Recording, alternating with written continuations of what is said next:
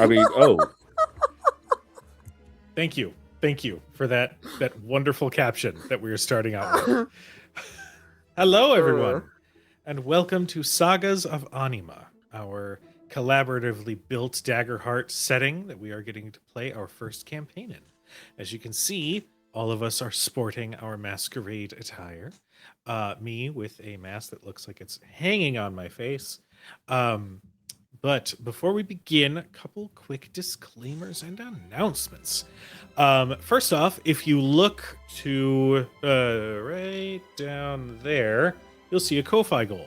We are raising money so that we can support a fantastic character artist who has done all of the character artwork for all of our previous campaigns: Tales the Valiant, Shadows of Baldur's Gate, and Destiny's Path: Triumph of the Tusk. We are getting ready to do a huge project coming up. And in order to make sure that we are properly showcasing the beautiful characters that are going to be in said campaign, we want to continue supporting that artist so you could be a part of making that happen. So if you check out the Ko-Fi link and donate to that goal, then we'll be able to have some fantastic character art for an upcoming actual play series. As I stated, tonight is we're playing some more Daggerheart. But before we begin, we have a wonderful cast that we want to introduce. Let's start with Daryl.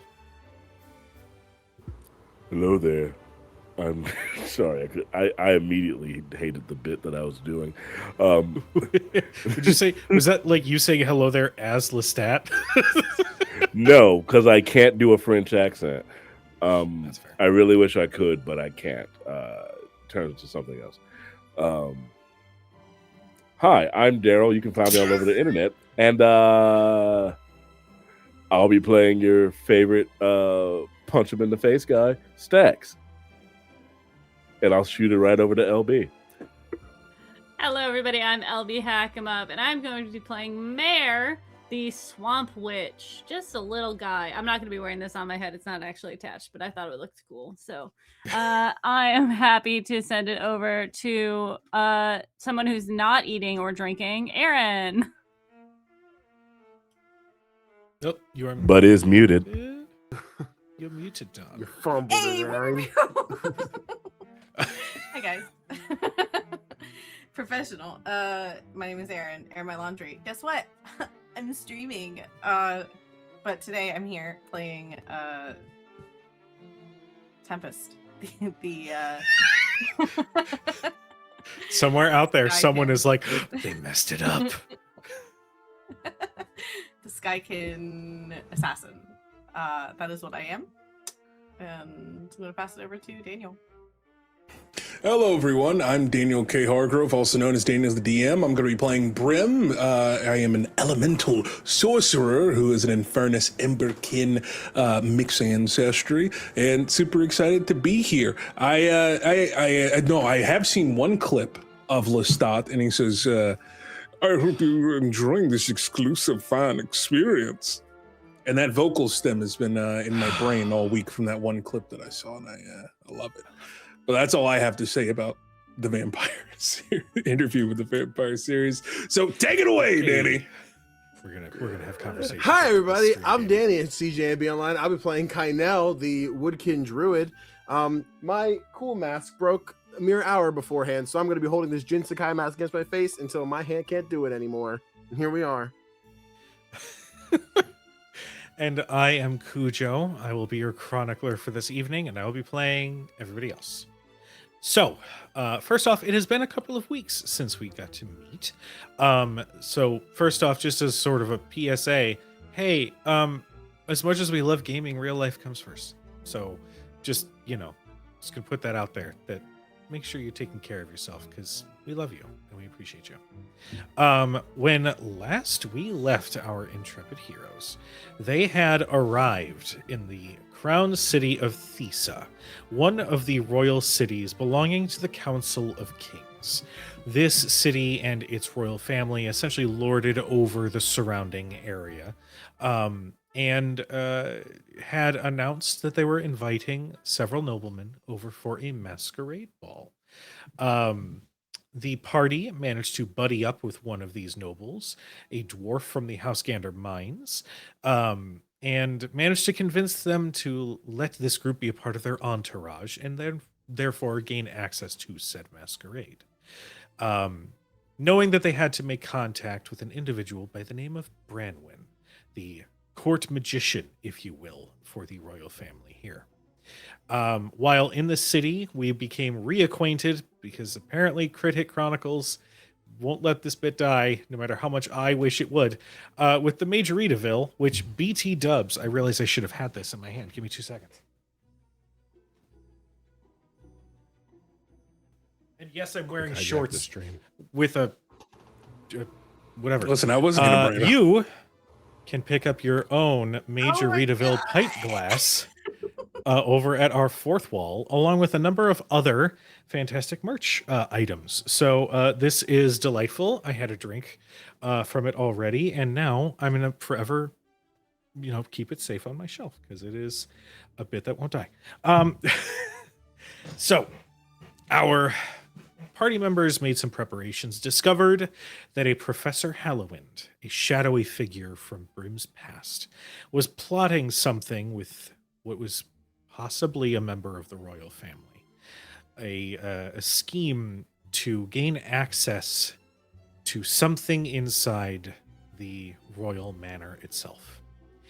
Now tasked with 2 objectives to explore, our party members met up with several merchants in town, securing some amazing and beautiful outfits to wear to said masquerade, along with some magical items, and they began to make their way towards the castle. Am I forgetting any key points? I know it's been a couple weeks, just for my DM brain. I don't think Mare went to do some research. Yes.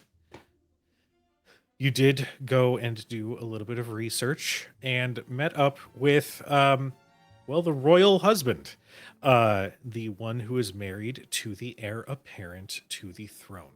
It has been revealed that the king himself is starting to succumb to illness, and thus we are approaching the point when the heir apparent would instead become king. I'm trying to think of anything else. My poo brain. Permit me, chat.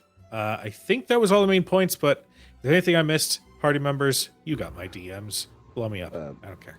Stakks did a perimeter check and figured out that when the gates are actually closed, you can't get over into the actual castle area. There is a magical ward that activates the moment that the gates are closed.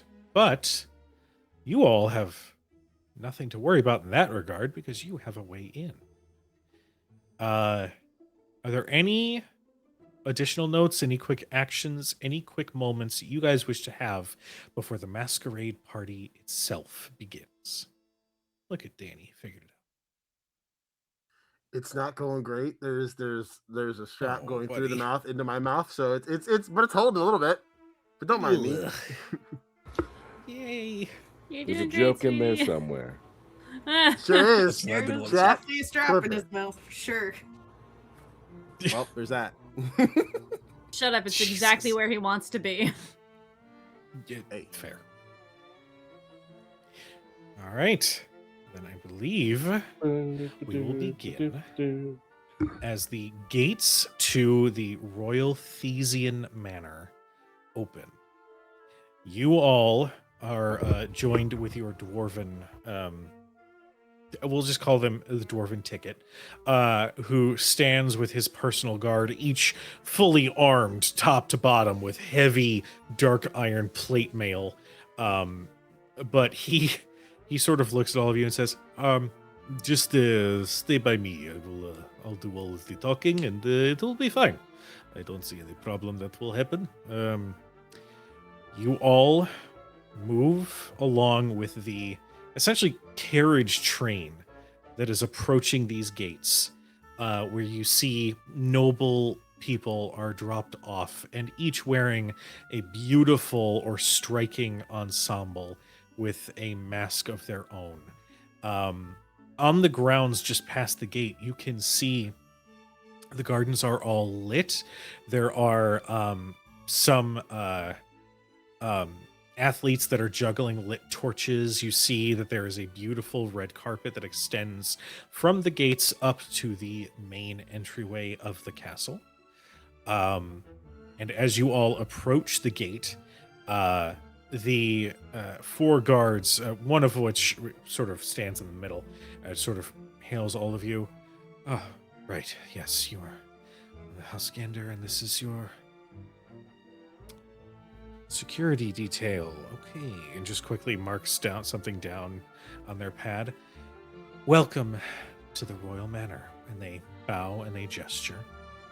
And all of you are led along this red carpet to see that it's just about dusk. So there's purples and blues in the sky immediately behind this beautifully lit manor. And you all slowly make your way into the grand hall. You can hear an orchestra playing in one corner of the room that somehow the sound of the music is sourceless. It is actually coming from every corner and is soft and ambient, allowing conversation to take place between the patrons here.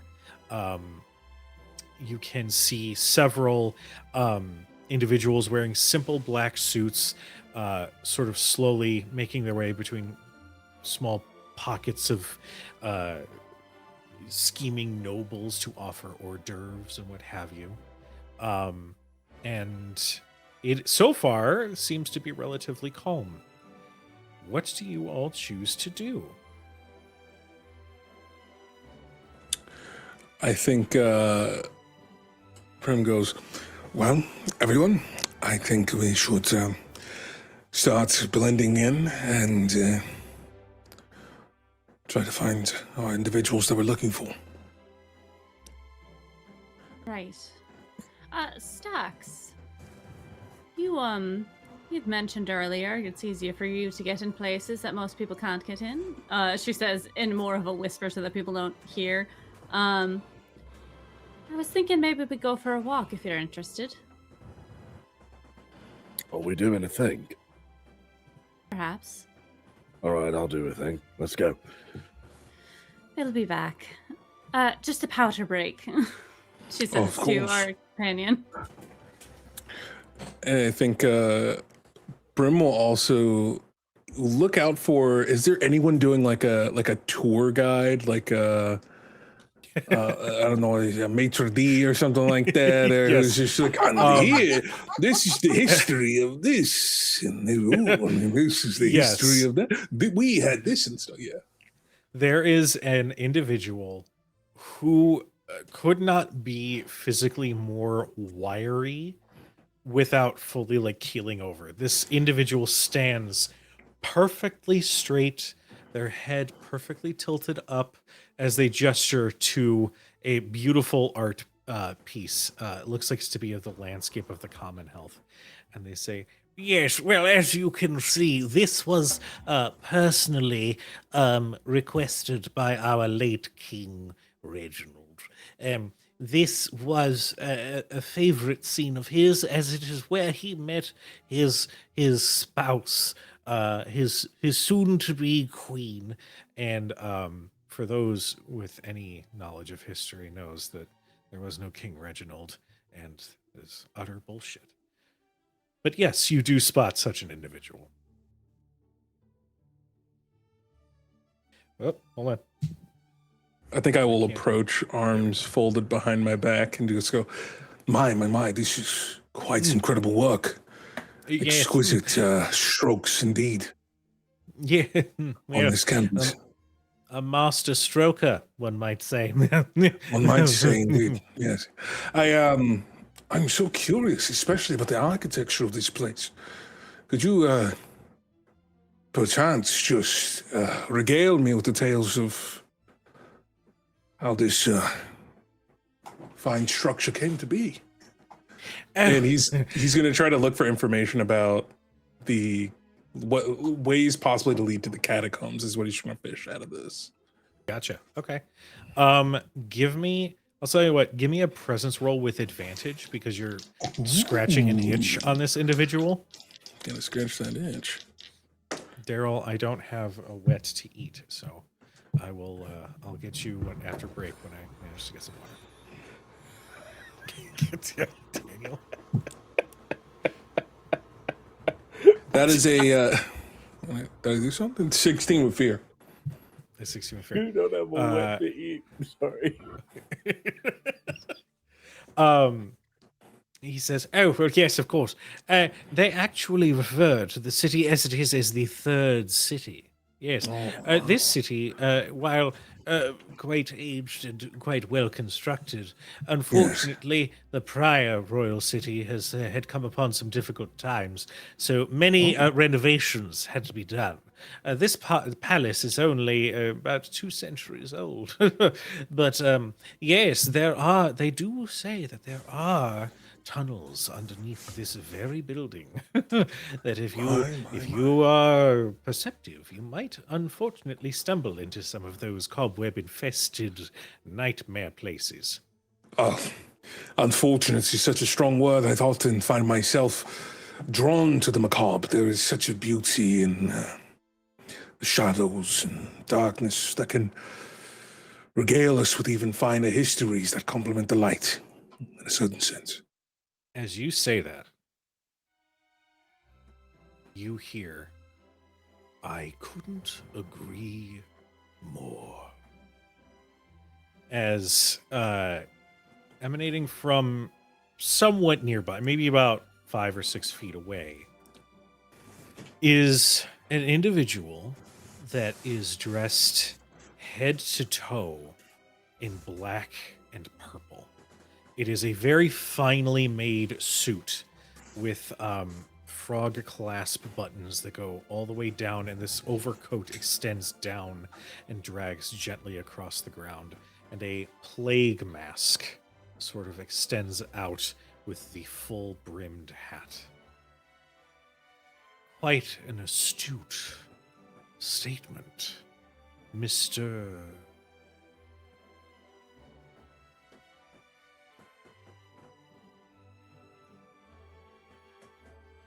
Son. Delightful. It is here. We're going to shift our focus. So we've got Mare and Stakks that are going for a walk. Tempest and Kynel. What are you two up to? Are you sticking close to Brim?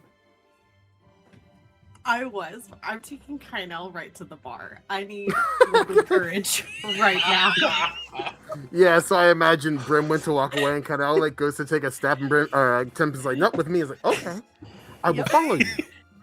Girl time. Girl time? We just got here. This is so exciting. Do you have money? Do I have money? I think I have money. I have money. I'm gonna get you a cup. I love that Tempest thinks it's a cash bar at a royal function. Okay. What do you? Oh, go ahead. Yeah. Of course.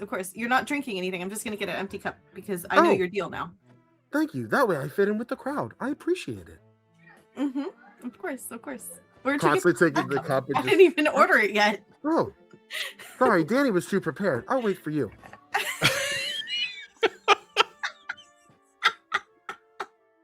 gonna take Kynel to the bar. As you take Kynel to the bar, you can see that there is an individual, long red hair, perfectly combed back, and goes back to about the middle of their back. They are pouring wine. They are making some specialty cocktails, but they are wearing a very well pressed suit vest with a white button down, no tie, but their work is very dexterous as they are making these drinks and presenting them. And in the very far distance, you can hear, "What do you mean you don't have Boulade?"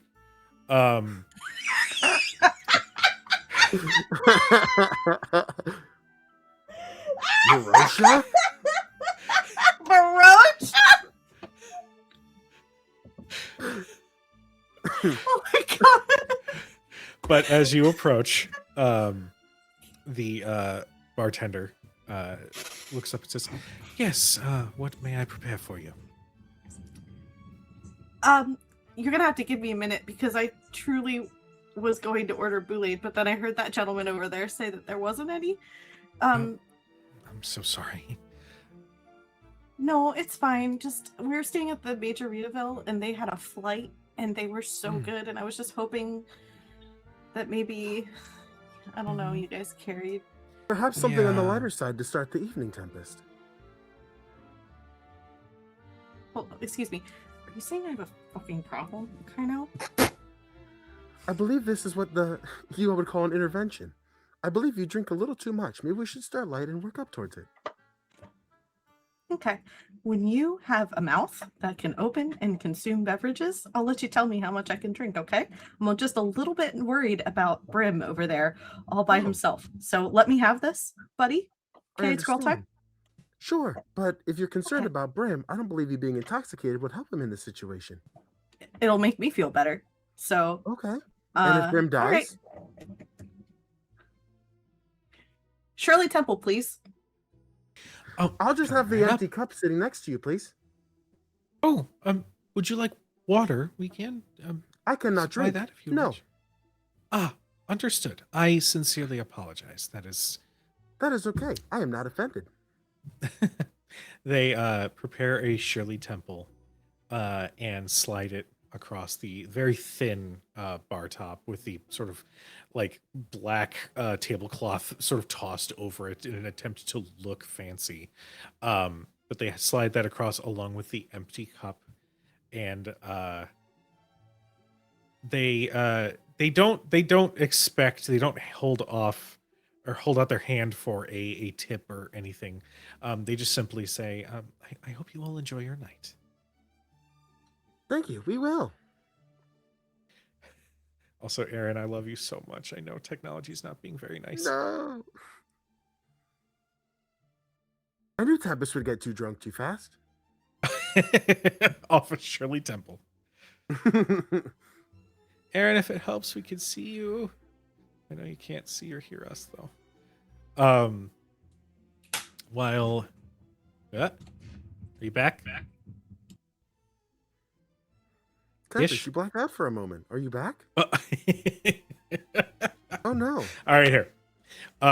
We will shift for the moment over to Mare and Stakks. The two of you have stepped away from the group. Where do you go? What do you do? I am. Oh, sorry. Alright, so you need my assistance. What are we doing? Well, I was attempting to maybe intercept someone before they get to the party. Right. I'll lead the way if you could maybe keep our appearance on the down low. Of course. Yes. I'm excited. I have no idea what we are actually getting up to, and I love that. Spontaneity. As I'm going to try to get to the hallways in which I know the royalty are going to come into the Mhm. party from, to try and intercept the princess before she gets to the party proper. Okay. Make me. Are you trying to be? I don't want to say stealthy, but are you trying to be as somewhat inconspicuous as possible? Yes. Okay. Give me. I'm going to say this is going to be more of a presence roll than a finesse roll. To see if you guys can blend in enough to do the thing. Do I get advantage because I have Stakks with me, who apparently is good at this? My question was going to be, since we're trying to persuade people that we're exactly where we should be. Does I my will divine say- countenance employ itself. I will say, Stakks, if you make the presence roll, you will have advantage to do the thing. As soon as I'm told we're trying to persuade X, Y, and Z, because constantly I've been told you can't just walk in anywhere you want to go. It doesn't work that way. I immediately, in the back of my mind, is like, I'm going to show them that it works that way. All right. Give me Right. that roll. All right. So, yes, presence roll with advantage. Let's go. Let's bring that down. And then we add the advantage. There it is. And what do we got? Shabba-do. That is a 22 with fear. Ooh. Okay. With a 22 with fear, as you are both meandering somewhat close to this hallway where the royal family would make their appearance, there is a very brief moment where somebody does sort of turn and spot you. This is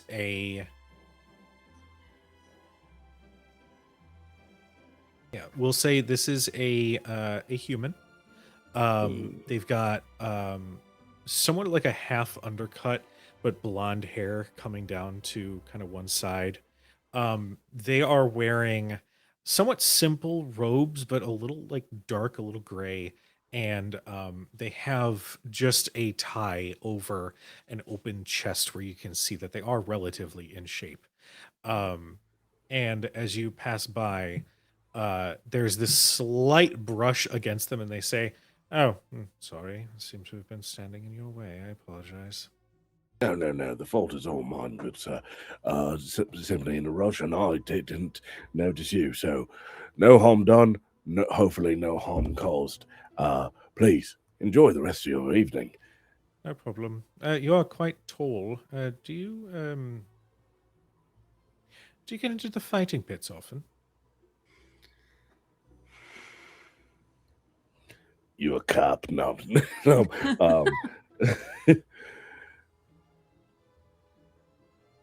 I mean, on occasion, I've been known to dabble in a bit of the pugilistic arts, but you know, with well within proper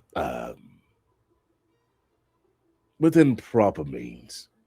Never too much to draw too much attention to oneself, but just enough to make sure that the old boy still got it, if you know what I mean. Oh, no, I believe I do. I should very much like to spar with you one day if you ever find yourself in need of a good session. And they're kind of numb in the face, in that there's not a whole lot of emotion, but they're intrigued by your presence. When you say there's no emotion, Mm-hmm. Yeah. Let me be clear. Who is? Let me be okay, okay, this does not have that sapping feeling gotcha. that you felt with the nothing. But Fair. what you do see, LB, Mm-hmm.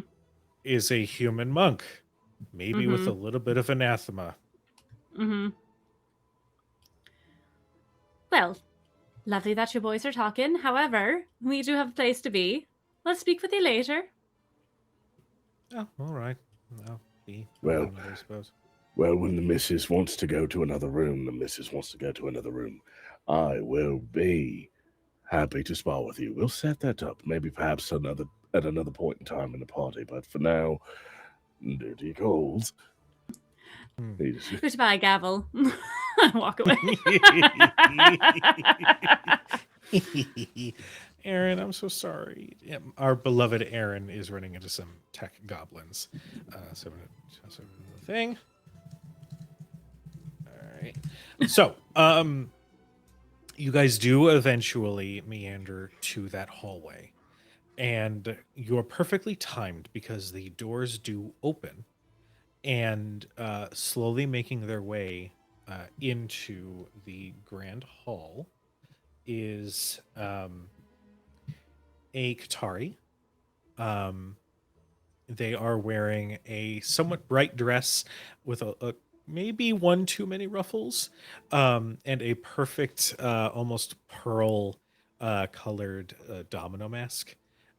They're fur is perfectly combed and groomed as she slowly starts to make her way out to the main hall before she spots the two of you. Oh, sorry. Oh, Your Royal Highness. My apologies. We didn't mean to be in your way. Oh, no, it's fine. It's a party, I suppose, so it's perfectly fine. Welcome. Are you enjoying yourselves? Have we done well? Oh, yes. It's a lovely night for a walk in the catacombs, I think. What do you mean catacombs? Apologies. I didn't mean to disturb you, little Pearl. Her face immediately drops.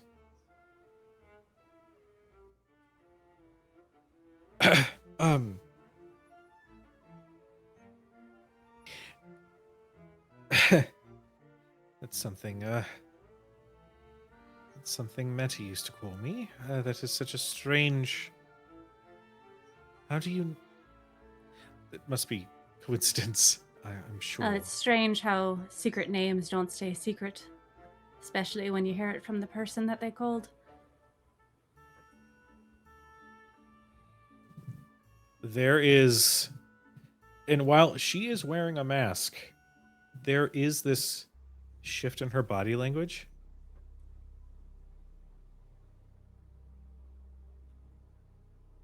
And she just steels herself.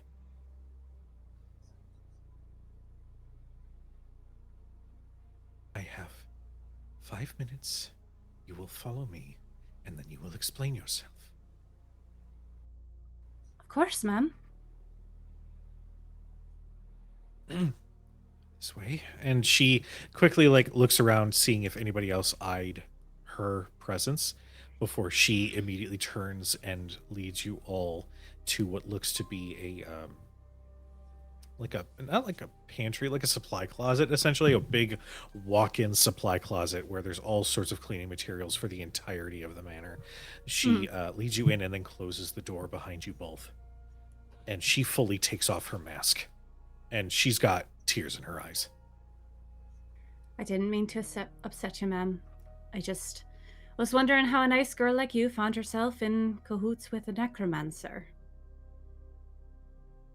Nobody Especially after all your sister said about you. Nobody knows that name. Nobody. Well, one person Who are you? did. Your sister didn't leave by herself that night.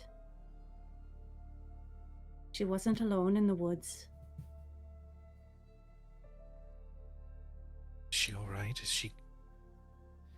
I promise I'll tell you everything I know. But you have to help me here. Your secret meetings aren't so secret. You were outside the window. Yes.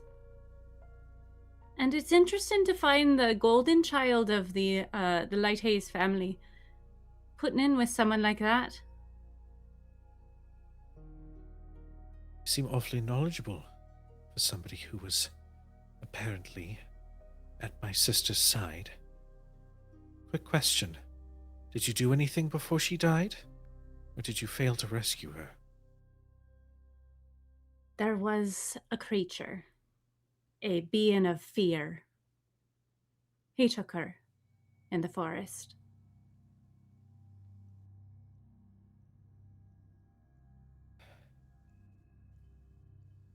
But that's not what's important right now, and I promise I'll tell you more, but there's something that's going to be happening tonight.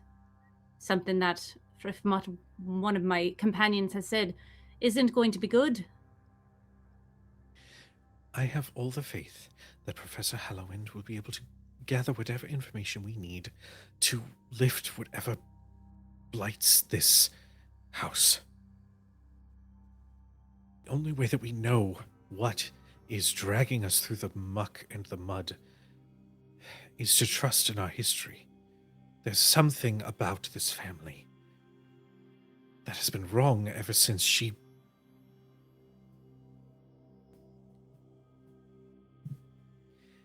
We are doing what we can, and while I appreciate your counsel, I am a member of the royal family, and I do not need to seek approval from a mysterious individual such as yourself.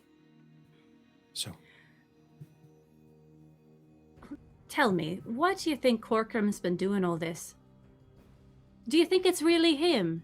Have you found out the secrets of the family? it is suddenly dawning on me that I am speaking with somebody who I have no idea who you are, and you could be an assassin for all I know. I'm going to return to my party. I put my hand on the door. That's the other one. Stakks has Something like is wrong.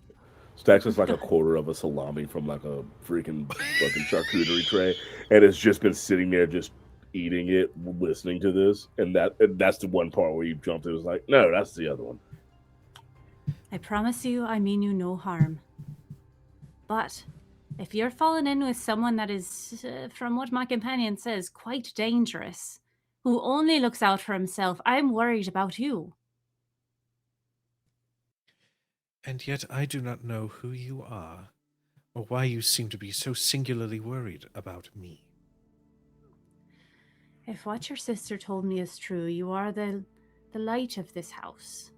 The only child that got in trouble just for sneaking out to get candies in the middle of the night. That's all you did. That's the only bad things. And this, going behind your brother's back, I can understand because he seems like a twat. Have you thought it through, is all I need to know. Do you really know who this man is? Make me a presence roll. Hokey pokey.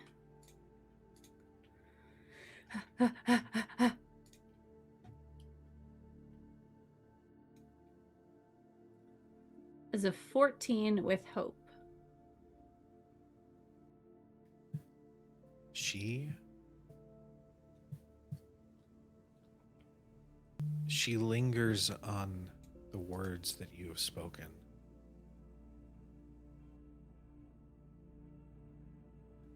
And then she steels herself.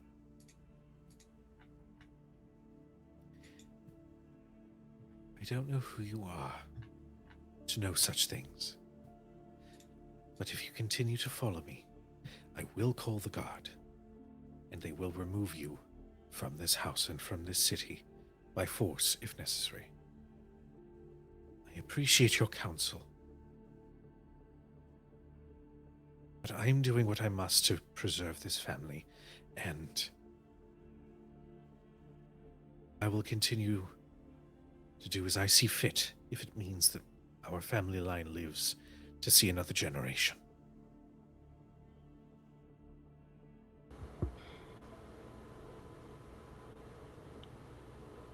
Now, if you would please, remove yourself from my path so that I may leave, else I shall scream and call for a guard. I do have one thing to add to this. Our friend doesn't just think of himself, but quite smart. So if he says the person you're dealing with is not up to snuff as far as trustworthiness goes, I won't say don't do what you're planning, but at least have a backup plan. And that's coming from me, a bloke who hates plans. But I'm not going to keep you in this closet. I have no idea who you are.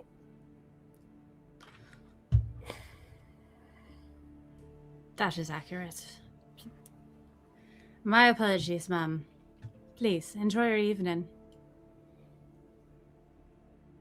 What else is in this closet, Cujo?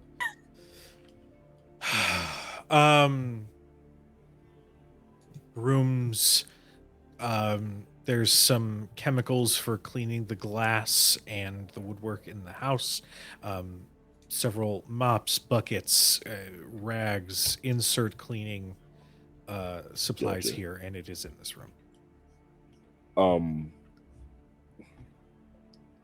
As flippant as he was appearing to be, he was trying to at least instill I'm not trying to add on to LB's role, but he was trying to instill at least a monochrome of a grain of salt in her thinking. Okay. Because it I will felt tell like you, he understood like the desperation of yes. I will tell you that she may be outwardly sticking to her guns, but you can see in her eyes that she is shaken. Gotcha, Not gotcha. only just by the approach with this information, but there's also this shift in her with being presented with these small moments and memories of her childhood that has her a little unnerved. So, yeah, it's the point has been made. What Gotcha. she will do with it, that's the question. I will open the door for her, and as she passes by, I see you still wear the ring she got you. Haven't taken it off since she left. She did miss you. She is like in the doorway, and then she stops. And she turns and she looks right at you and says, "If you continue to parade memories of my sister in front of me, I may not be a fighter, but I promise I will kick your teeth in." There's a toothy grin. As long as you have the fight in you. Ma'am. She half stomps out, and she, as she walks back, she does sort of gesture for you both to follow, because she's not going to just leave you. But the moment, oh, go ahead. Oh no, that's literally Stakks just goes, oh. She does like adjust her dress and like smooths out some of the wrinkles, and there's this little like before she then walks back out into the grand hall to rejoin the party. Before she fully leaves, Stakks does say out loud, because he understands would Stakks recognize who this is just from in general? Yes. Yes, he would. Okay, Yeah. so then If he you know was just anything being flippant. about the No, then- royal family, they have a very distinct look. They are all gold furred, and like they have a very distinct accent and stuff. Then definitely Stakks was putting on the Stakks act of like, I have no idea who you are. Gotcha. In a moment of trying to bring levity to this very heavy situation, Stakks fully goes, when she adjusts her dress, well, that was the strangest 7 minutes in heaven I've ever been a part of. To the dance floor. As you return to the dance floor, we're going to shift back to Brim. Brim, there is an individual who has seemed to have keyed in to your conversational piece. The maitre d' is continuing to ramble on and on about the catastrophes of the past, and the connections that the former kings once had to the very land itself, and sort of rambling on. But this individual in the Plague Doctor mask has not looked away from you.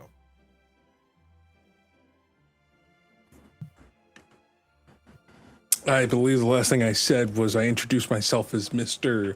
Sun based off of the markings on my mask. Well, a pleasure. I understand at these events it is taboo to reveal our identities, so you may call me Mr. Knight. Well, the pleasure is mine. And where does one such as yourself hail from? If one wanted to know a little bit more. I hail from the Oak Fields. Delightful place. Yes, Oakfield Tops. It's a very small, quiet place in the northern mountains. But I spent most of my time growing up in Bliss. Bliss. I'm surprised that you stand here in, well, what was once midday. I mean, those from Bliss, they say, leave with a particular affliction. One that prevents them from kissing the sun, if you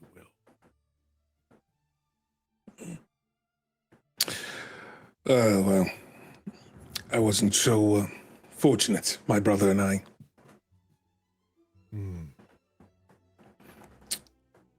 He's a bit of a fighter. I'm more of the organizer, if you will. Yes, well. It was a delight meeting you, Mr. Sun. You as well, Mr. Knight. And they give this very practiced bow that speaks to their self-importance more than anything else.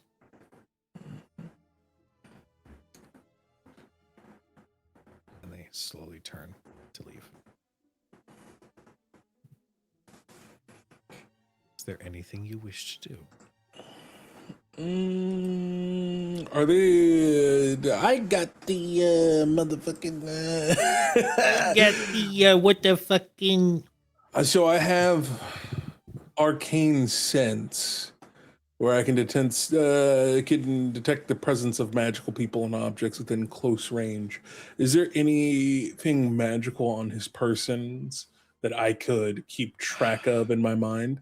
It only has a range of close, but just so I can remember that magical signature and ping it later on if I wanted to find that again. I like the idea that the magical signature is as much a like extra sensory, like vibe sense as it is a physical. So as you activate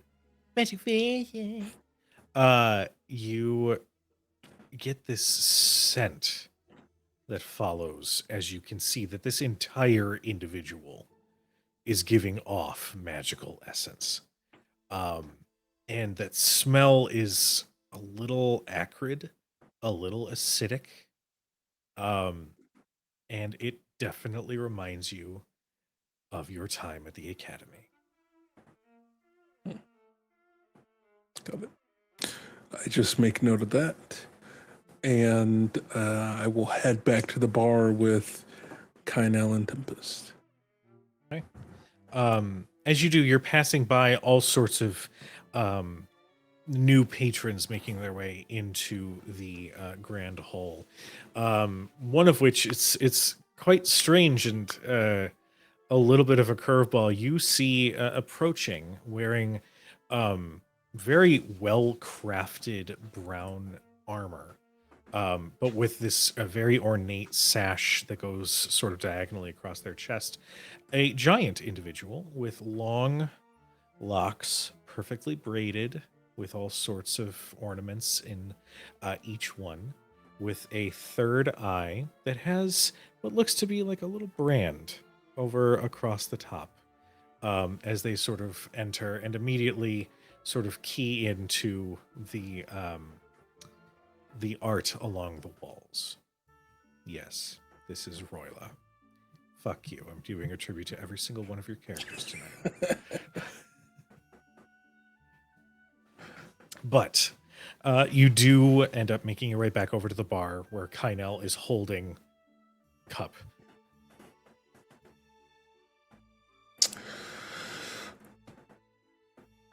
Okay. Oh, Brim, you've made it. Welcome. How was your Yes. conversation? Oh, great. Is that? Are you drinking that? No, it's empty. Never mind. Tempest, I just imagine Tempest is just doubting drinks in this moment. But I'm sure you could ask the barkeep. He was very quick with getting us drinks. Right. Something shaken, not stirred. Strong, double, on the rocks, salted, sugar. I don't know. Okay. Are you all right? No. My former compatriots is here. They know that I'm here. Okay. And could I ask what the immediate harm is in that? Just know that whatever play that we try to make, more than likely will be under surveillance. I see. So it sounds like you need a distraction. Well, certainly can't hurt. I spoke with the maitre d' of this place. I have somewhat of an inkling of places I could start looking to try to find a way into the catacombs. But there's still the case of trying to find the mage here. I see. Should I assist you with finding it? Whichever you'd prefer. I believe with my figure, I'm a better distraction, giving you room to go find it. Right. Be careful. The individual's wearing a plague doctor mask. Understood. I will keep my eyes peeled. Wait. Do you have...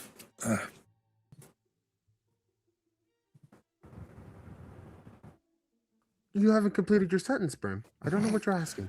Do you have the... Once again, you've not completed your sentence. I'm not sure what you're... Do you have the stuff? I have many things on my person. What are you looking for? The important stuff that we got from the woods. Oh. I understand. I do. It is procured in my chest.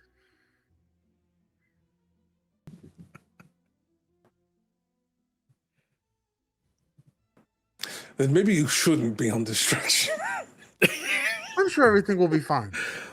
Here, take Maybe this. just And a the kid, I was gonna... distraction that you need a distraction. Oh, It's fine. Mare's returned. Hello. Hello.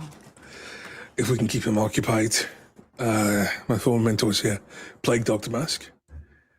If we could keep him occupied, give me enough time to try to find a way to the catacombs. You could have just asked. You know? Of course I know. I grew up in this castle. Did you forget that? It's only been 10 minutes. Yes. I see your communication skills have not grown any stronger than they were days ago. Ladies, gentlemen, and friends, now it is time for the wolves. That same maitre d' has sort of spoken with an enchantment in their voice to have it echo out to the room, and the orchestra has begun to play a waltz. You can see some individuals start to make their way to the center of the room where they begin to dance. You see a large... almost looking like a minotaur, but not quite as foreboding. Black fur, big angry looking snout. You see what looks like would be a silver domino mask that should fit on their head if they were human. But it's sort of off to the side as they are sort of stomping through, making their way into this dance. But the floor is open. Hates it here. Brim, just so you know, it seems that they are looking for a cure to whatever ails the royals. I don't know if they're speaking about the king or if they're speaking about something deeper. I'm not too familiar with curses, but I could certainly take a look at something. Right. Well, what's your plan? Are you going to go down there when they go?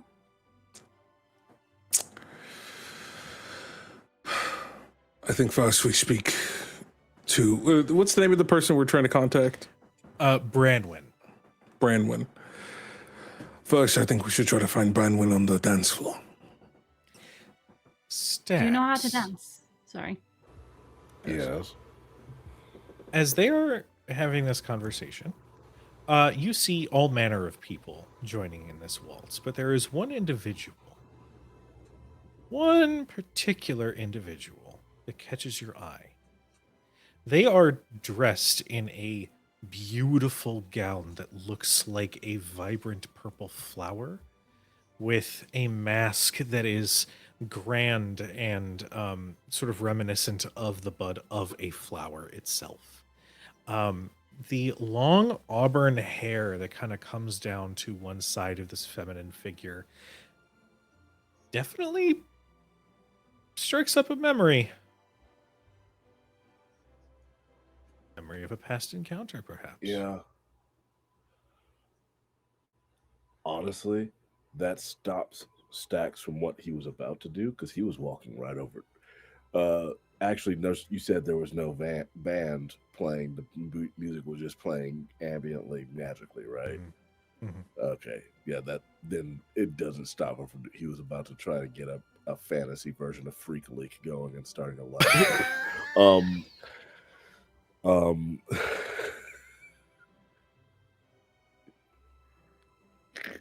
You're fired.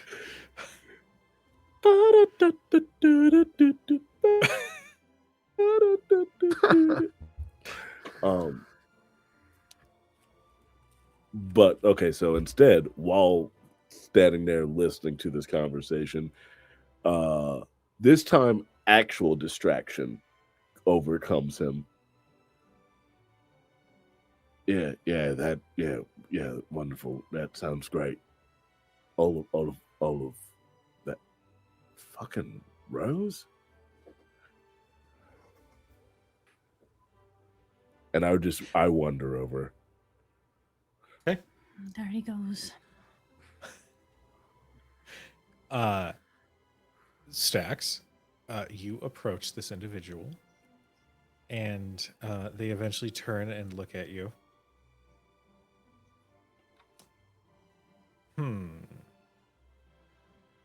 Well, this is interesting. How? I wasn't aware you were a nobleman. That makes things a little bit more complicated.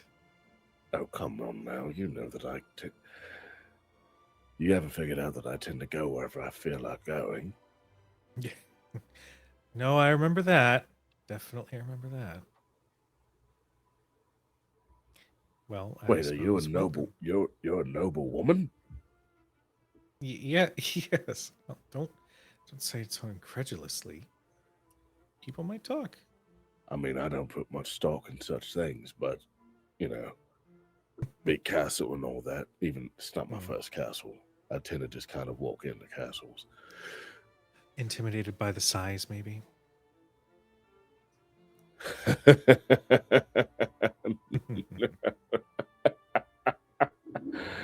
I've never been intimidated a day in my life. Some would say it's my worst feature. And I would say, hey, what's that over there? So,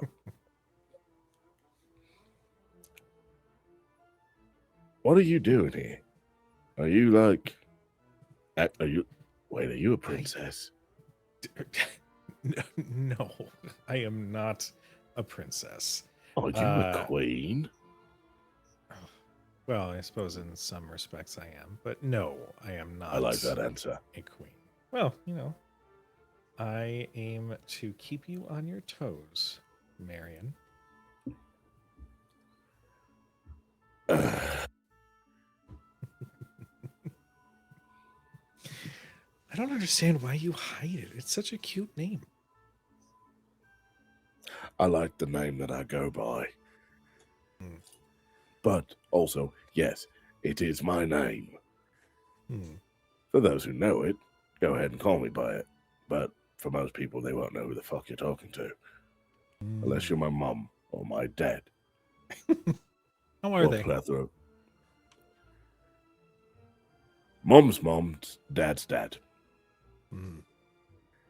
Keeping the peace. Oh, Well, at least preaching the peace. The inner peace. So are we going to have this awkward reminiscing session, or are you going to ask me to dance? Oh, I was waiting for you to ask me. Come on now, a girl has needs. And he flipped, like hit the he has actually fully braided his hair. Instead of letting it go back into an afro, he fully braided it.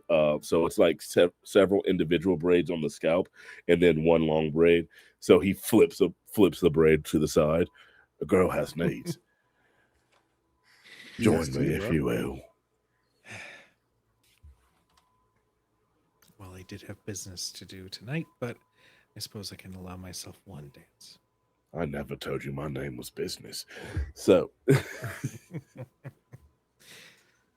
She Did he laugh? goes. Did you see him laugh? What? So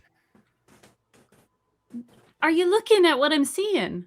Stakks seems to have found himself with a lady friend. Is that Perhaps he has gone wrong. is that a problem? No, I just didn't think he actually knew people. Oh, I thought that sounded like like he was showing interest in someone else. What you wanted to. Wanted what? I believe that is called jealousy. I wasn't going. Oh, I was going. I would rather see Stakks' intestines than him naked. Oh. I believe that's one of those threats that people are concerned with, Mare. I was just not saying things like that. Oh. That was only a comparison. Well, I see. shall we It is walk concerning. then? I believe so. And as they head to the dance floor, he's going to try to see if he can spot Branwyn. Well, I will say, give me an instinct roll.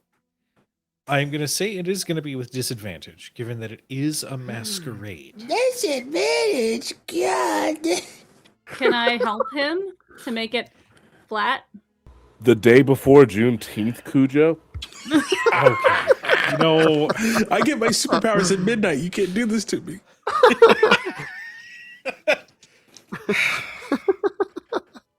roll with advantage. Let's go, I'm pinching. GG! I want you to know, everybody, I'm so used to having this out of my face at this point. I pinched the bridge of the mask's nose, thinking it would help.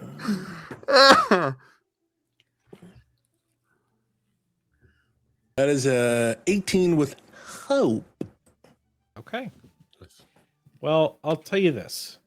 I was going to save this for later, but with that roll, as Stakks, as you begin to dance with Rose, an attendant approaches the both of you and says, excuse me, sir, if you don't mind, I have a quick moment. Lady Branwyn, there is a bit of a concern that we must discuss in private. And she says, I was just having fun. All right, I will be there in...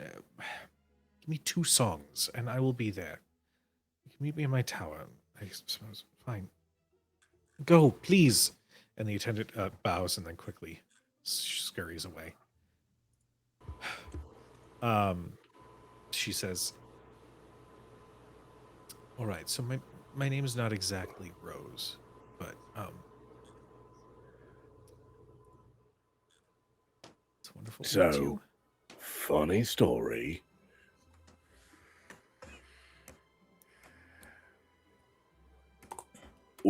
I've been looking for someone named Brenwyn. Oh, good, more work. And at this point, I will say, Brim, with your success, you can see. You saw that little exchange with the attendant, and the dance has fully stopped, and they are just sort of in the middle now, just conversing. I think we're like trying to circle through the dance floor, dancing between Kynel, Brim, and Mare. We're all like the 3 of us swapping off, trying to listen to people's conversations in here. I kind of turned And I just go, oh shit. All right. Oh, they're so bad at this. All right. You so unintentionally see the pick up group like making that 3 awkward different way. conversations. You hear like, no, you don't understand. If we just let go of our addiction to magic and focus on science, then we can actually progress as a society, and then we can actually do away with arcana as a whole. I bet the Minotaur man hates this guy.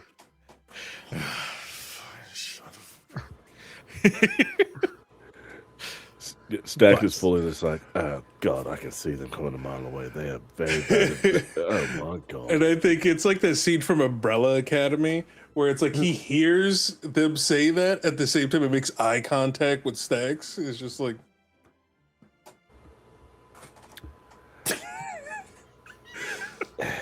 Like, as Kynel and everyone's passing back around, Kynel was like, I believe we're not spreading ourselves enough. I'm going to find another dance partner. Forgive me.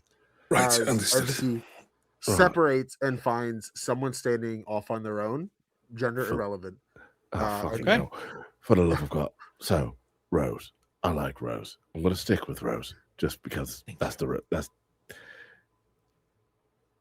something of quite magical import has come into our possession, and we need to speak with you about it. And when I say magical import, I mean things that can change the course of how the world works. I was really hoping to have that little back and forth, like, oh my god, I haven't seen you. What have you been up to? Oh, Oh, I've there been can be okay. back and Let's have this forth, dance, but- and then it would lead to... Stacks. What a coincidence. So good to. I was, I feel like I'm. yeah. No, we love a third wheel. Hi, Branwyn. Nice to I'm meet here you. as well, and I peek out behind. Okay. Well, Sorry for the Great. intrusion. Apparently, we're done dancing. Stacks, would you care? as that happens, Kynel, No. you find somebody standing off to the side, an older woman that sort of stands with a cane, a very nice, well-made cane, but she stands and watches with a smile at everybody dancing. And she sort of looks up at you. Oh, hello. What brings you over here? Hello, ma'am. I saw you standing on your own. Are you enjoying the festivities? Oh, I am. It's the dancing. It's quite a wonderful sight given these trying times, you see. I see. Do you wish to participate? Oh, I don't know that I could. I don't have the dexterity I did when I was younger. Oh, that's all right. I can take the lead and we'll go very slow. I think Kynel puts his hand on her cane, and off the top buds a little flower that is now sitting on top of it, kind of slowly, not like tight, but like wrapped around her hand, almost like a little corsage. Well, aren't you a charmer? And she will curtsy. And as you step out onto the dance floor, I need you to give me an instinct reaction roll, please. Oh boy. That is a 24 with hope. Okay. As you start to move, your chest, imperceptible to anybody else, but you can feel this wave come from your chest. And there's a thrum of energy. And when you look down and then look back up, you are not in that grand hall. You are somewhere else. You are in a home. A beautiful cottage. You can hear the sound of birds just outside the window. You can feel the warm summer breeze coming through and caress against your form. as you can hear, "Oh, Moss, dearie, if you can just get those over there in that part of the garden. They don't get as much love as everything else." Of course, Lady Talia. They're last on my list. I'll make sure they get their left remaining water. You are my favorite. And you can see a older woman. Kynel, I would like for you to describe this individual. Sure. Talia is definitely older. I would say for human years, you're probably looking somewhere like late 70s, early 80s. Very slow, very wrinkly. Has her gray hair kind of tied up into two little braids that drape over her shoulders and go all the way down to like her knees. Very long hair. As she walks around in this almost like pink, really cozy looking cotton sweater. But as she sits there talking to Kynel, she's kind of legs too short to reach the ground, so almost like a child, just kind of kicking in the air as she's spectating him watering these plants. And she has this cane that is very natural, very wood carven, that she kind of just has sitting across her lap as she's sitting here watching Kynel take care of all the plants. She sort of smiles to herself, and there's this occasional little chuckle that just escapes her every so often from time to time. Nothing particularly funny or entertaining happens. It's just this warmth that emanates from her. And this chuckle is heard again as she says, "Kynel, have I not taught you how to relax?" Sorry, Lady Talia, I'm not meant to relax. I water the plants and then I wait for them to be watered again. Darling. You know what? I have an idea. And she stands up and you just hear this little like, as she rests on her cane and approaches. She takes the watering can from your hand and sets it aside. And she then steps behind you in this garden where there is a Victrola. And she sets it to play some wonderful, light, sort of jaunty music. And then she approaches. "Come now, come." I'm not quite sure what we're doing. I've not completed my task yet today. We are dancing, darling. I'm going to teach you a simple step. All right. I'm going to lean on you. To dance. Okay, I can support you in this case. Well, I'm teaching you now. You just step forward with your left, and then I step back with my right. Just like that. Okay. You gotta feel it. But where am I going? Well, you're staying right here with me. We feel the music and we enjoy it together. I don't know how to feel the music. Oh, well, tell you what. And she takes a handkerchief and she wraps it around where you can see. She says, "All right, now, feel it. Listen for it. Think beyond the sort of binary programming that you're stuck with. Feel what is around you. Feel music flow through you." She puts this bandana over Kynel's sensors, if you will. Something to note right now, Kynel is not wood. He is still this cold gray metal.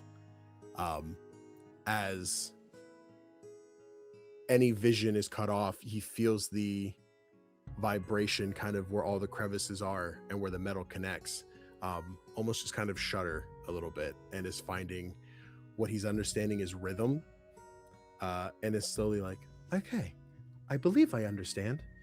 You said left foot forward? Yes. Then you take your right foot and you step to the side, and I follow. And she is walking you through a simple waltz. And that waltz through this garden continues until the sound of that music is replaced by a different sound. Burning. Fire all around you. And you can hear her voice calling out to you. Calling out to an individual named Reese. It is a horrifying sound because it is robbed of the warmth, of the love, and the smile that some part of you has come to enjoy. You feel this moment stretch. And with one final scream for help, your eyes blink and you are back in that ballroom. As that darkness closed in on Moss, and all sound just started to reverberate into his head, and that sudden flash of light of the ballroom comes back, Kynel, seeing this older woman in front of him, startles him as he kind of not throws her back, but throws himself back from her. The mask that he made out of his wooden exterior, the horn that grew, just falls off and collapses to the floor and starts to wither. His the mouth that had been closed off for this new masquerade mask is now back open, as it all kind of starts to glow and flicker red as he drops to his floor, and for some reason is breathing heavily. Talia, Lady Talia. Darling, have I upset you? Hi, please don't touch me. All right. Where's the fire? She burned. Where's the flowers?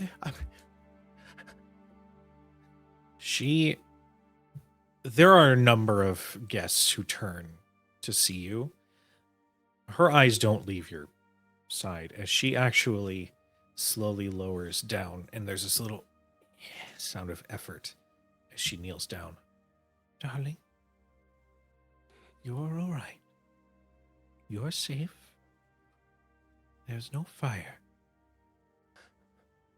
You are here with us. I believe I'm scared. I wish to leave the dance floor. Oh, all right. Come with me. We'll find a garden. We'll find a place where you can. Mare. Do I feel new fear? Yes, you absolutely do. as Stakks, you are walking off with Mare. She stops and she looks over at kind of like a very like measured look, and she says, "I'll be right back," and then she just walks away. Stakks is just kind of like, right, so they dragged me away from one person to go run to another.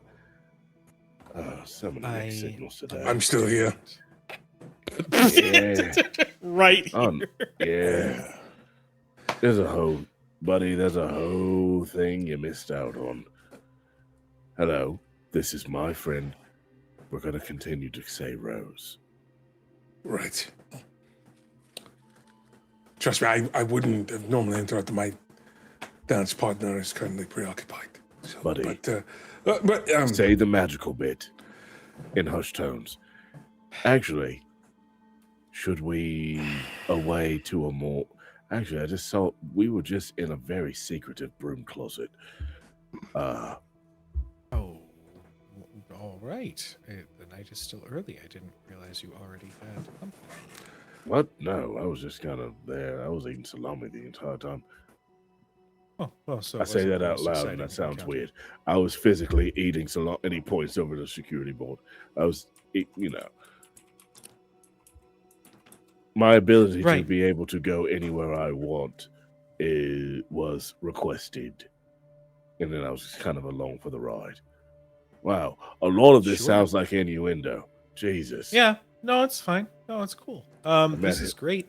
Well, it was very cool to have this moment. Why don't we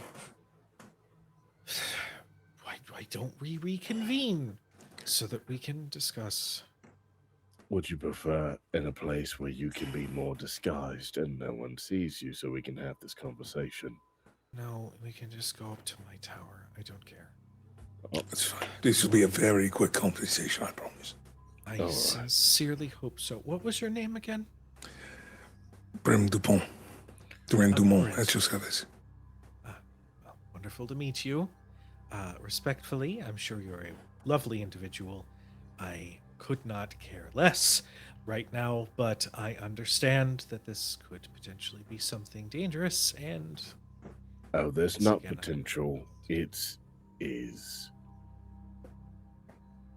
okay, divinity okay. and all that stuff.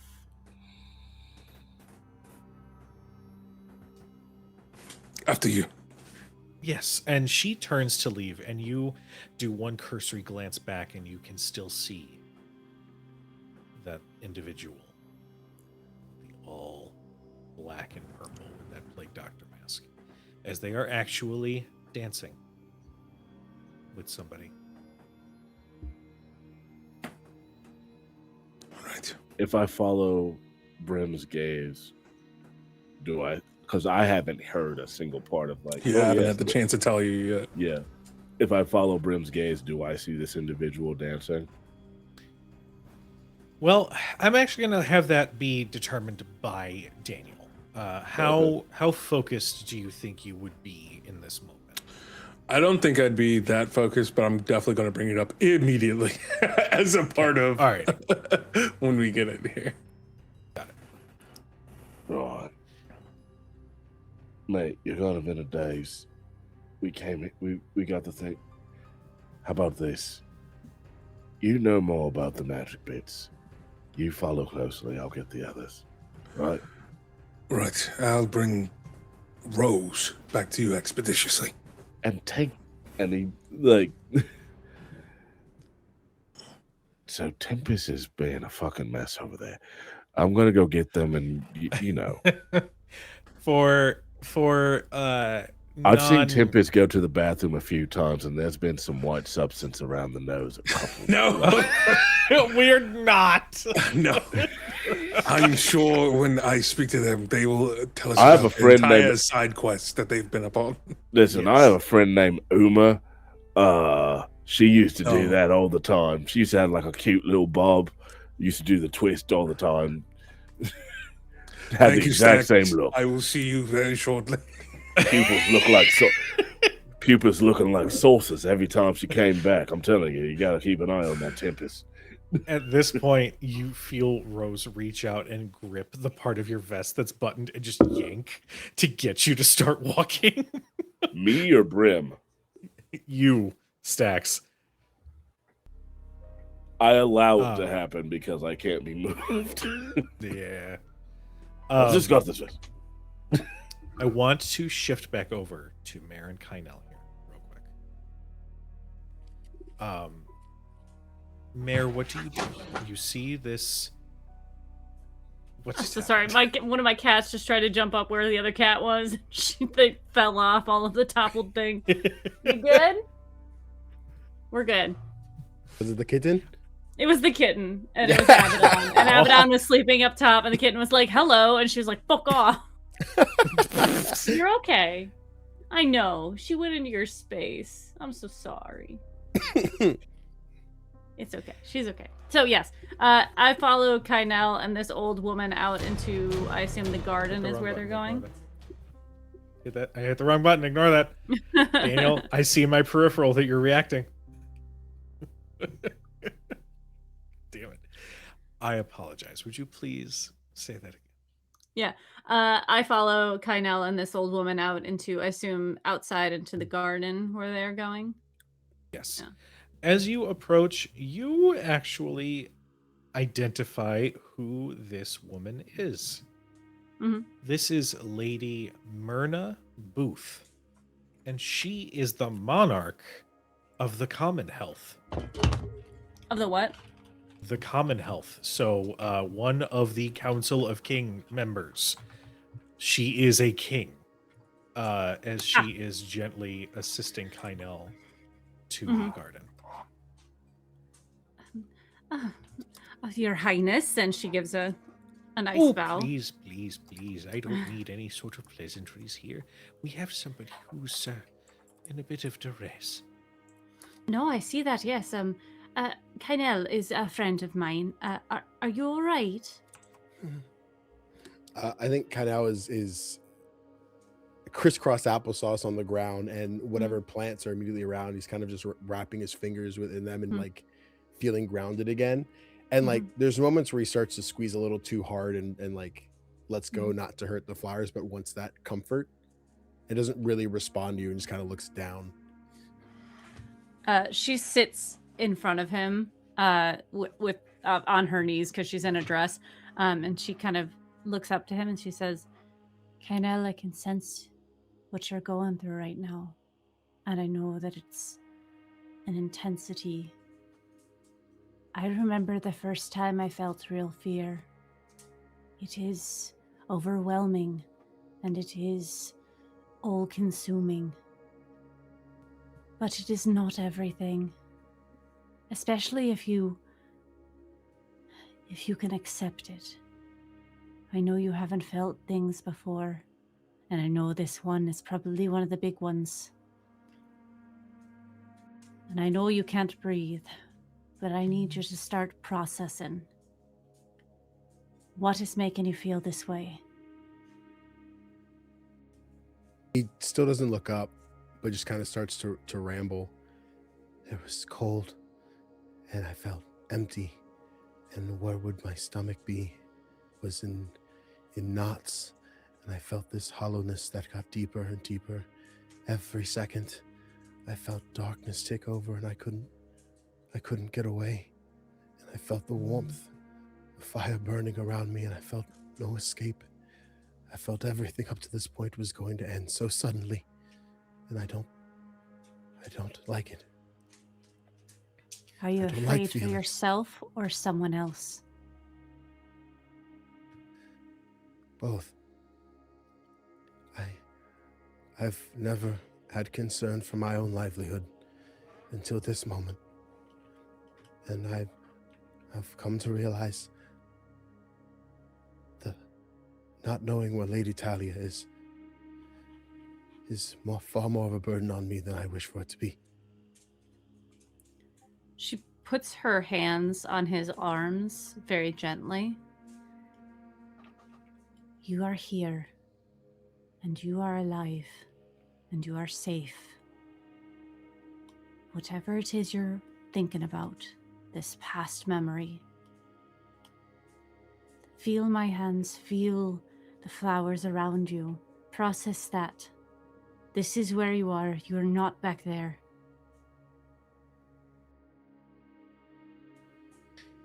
Kynel? Yeah. I like the idea that there is some sort of muted sense of touch, maybe, as a woodkin. You can feel the sort of general warmth of body heat. You can feel a little bit of a breeze and whatnot. But as you're hearing Mare kind of talk you through this, and as you're feeling these plants sort of almost embrace you, you can actually feel a little bit of the night breeze. You can feel Mare's hands on yours.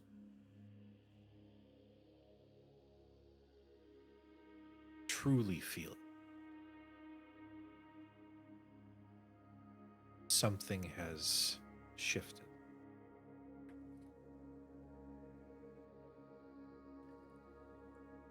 That moment when Mare would have put her hand on Kynel's shoulder, there was definitely that moment that first tip of her finger would have touched his shoulder. There was this jerk, because I don't think he's known that feeling before, and was prepared for that to be something to cause even more fear. And as that breeze sort of trickles against the back of his neck, he feels the leaves of his outfit kind of tickle the side of his chin, and he's getting all these new senses that he's not touched before. The pollen or any of the aroma coming off the flowers just grazing by where his nose would be. I think there's this level of being overstimulated where he's not entirely sure what to say next or where to move. But just kind of looks up at Mare, says, I don't know if I want to feel anymore. This is a lot. Yes, it is. But this will pass. Fear does not have to be something that rules you or something that consumes you. It is something that you can accept and move past. And I'm sorry that this is the first thing that you're feeling. As much as I love fear, I know what it does to people. And to those who don't want it, it can be a lot. So, feel something else. Can you feel my touch? I can. Can you feel the flowers? Yes, they're, I believe, comforting is what I'm feeling. Feel the comfort. Let the fear pass. I wouldn't want to take it from you, as this is something that's very important. But I can if you'd want me to.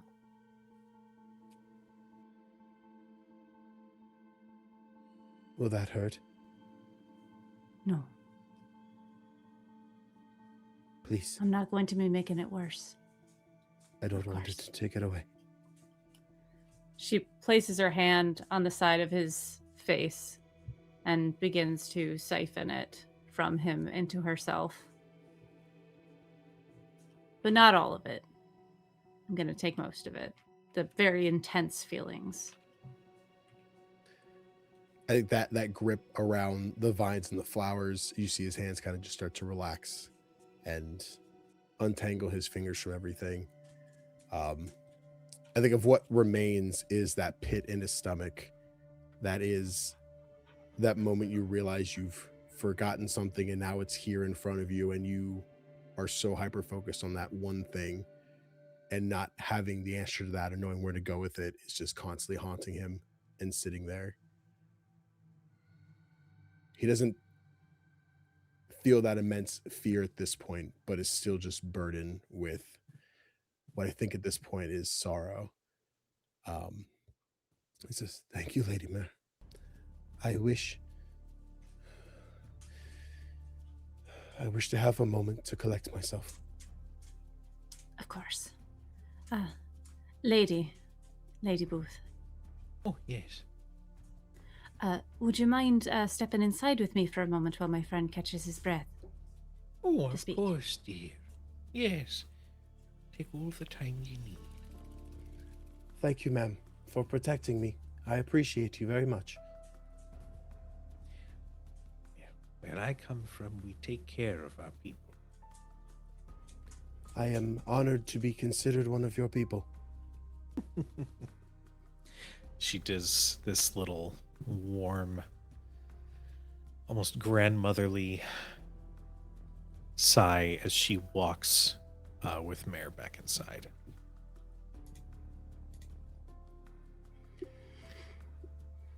Yeah, I think then- Kynel Okay. kind of just sits back and looks up at the sky. It is, we're in like a courtyard. We can see the sky. We're Yeah. in. Yes. Okay. Yeah, I think he's just kind of looking at stars and not really taking anything or trying to figure things out, but just, I think, realizing the scope of the world at this point. Okay. And he's just going to kind of sit there and ponder that. Okay. Well, I think here is where we're going to take our 10-minute break. So, For those in chat, first off, thank you so much for tuning in. You are loved, you are appreciated. We're going to take the 10-minute bio break. So stick around, get yourself a snack, get yourself a drink, take your medicine if you haven't, and we will see you guys in about 10 minutes. Be right back, everybody.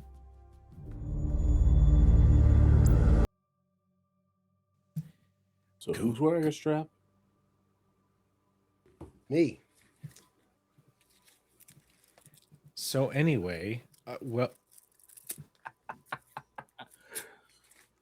no, go ahead. No, you can do it. You got it. We'll be here. No, put it on. Now it looks like a choker. You're welcome. Oh my god, you're so 90s. Thank you.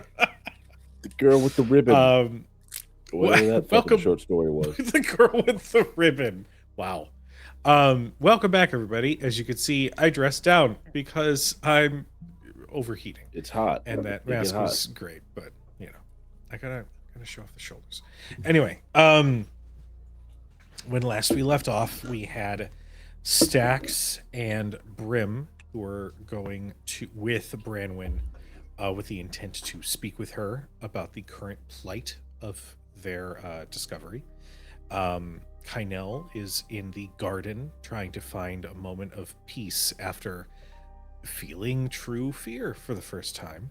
And Mare had stepped away with Lady Booth, who is one of the kings on the council and is the monarch of the Commonwealth, the sort of trade hub in the far western continent of Anyma. So, who wants to start?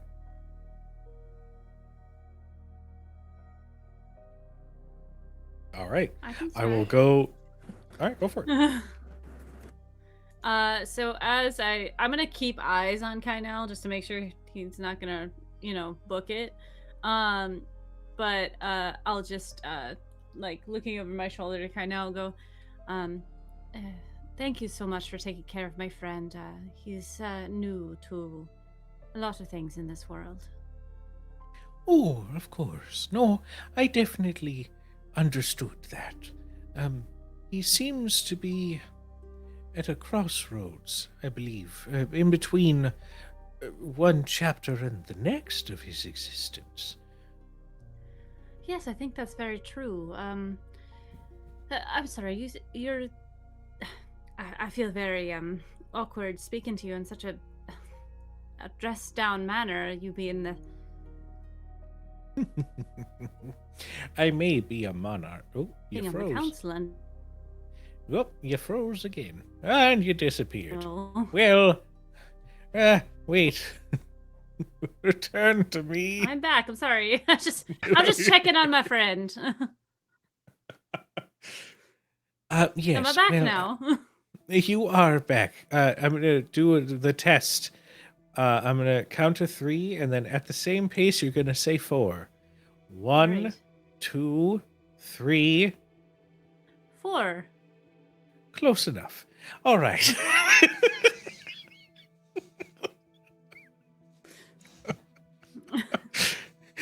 Internet lag. We love it. Hmm.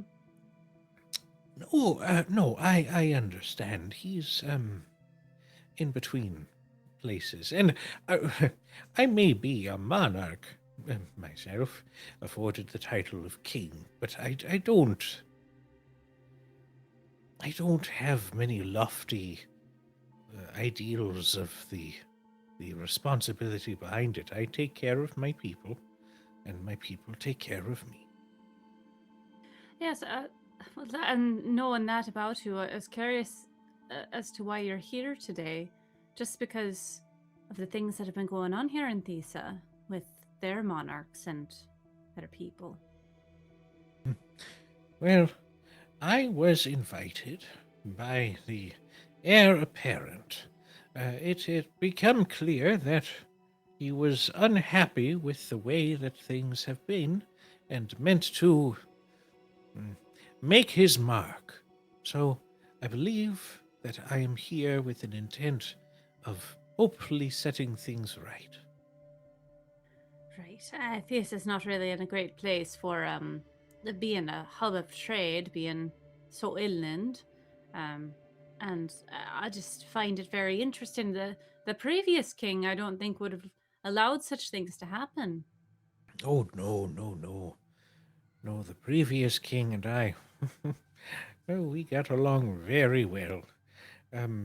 No, there was a... Damn, Daniel. I need to, anytime anything with remotely any innuendo happens, I just have to ignore that. I have to pretend Daniel's not even here. Mhm, mhm, mhm. Um, but, no, there was, well, there's been a couple of decisions of late that have ruffled some feathers. So I'm hoping that we can return things to the peaceful way that they were and return things to the status quo. Of course. And I was so upset to hear about King Kellenmore and his illness.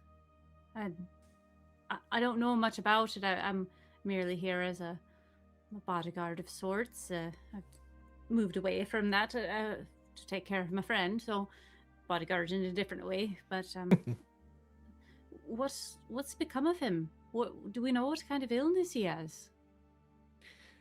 No, strangely, only one doctor is allowed to see him, and apparently, any information about his illness has been kept from, well, the populace at large. So I know he is afflicted with something, but I couldn't tell you what. Well, one would think that if a king is afflicted with something and the people know about that, more information would make them more at ease than less. You would think, and that is a wise way of thinking and how to mind the people and mind the crown, but here we are, and we are all in the dark, unfortunately. Yes. Well, I have heard that there is a bit of a council here, 3 members that sort of help around the castle and speak on matters. Do you know of them? You see her face changes. Oh, I am familiar, yes. I heard the right asses, if I'm to be honest. Oh. If I may speak that way in front of you, I do apologize. I would never tell somebody how to speak. I would just say, they're the bad seeds of this castle. Yes. Well, if Corcoran, Prince Corcoran, heir apparent, if he is relying on their word, I fear for this country and all the people within it if they're talking war machines. Well, problem comes when those in power forget about those that they are supposed to care for. When the decision is made to secure power for themselves versus using it for the greater good, all it does is lead to turmoil and tragedy. And a man who's myself- fought his whole life. Sorry.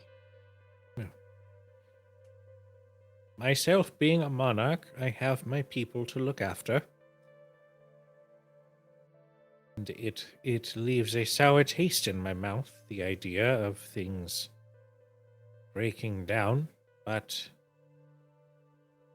we must do what we can to secure the survival of our people. I fear for a man who spent most of his life being the spare. He has fallen into a trap of seizing as much power as he can. I hope he wakes up from that dream soon. Of course. Well, I've taken enough of your time. Can I take you to someone? Oh, I'm fine here on my own, thank you. I will say, You're awfully knowledgeable for a bodyguard. Well, if you don't know your threats, how good of a bodyguard are you?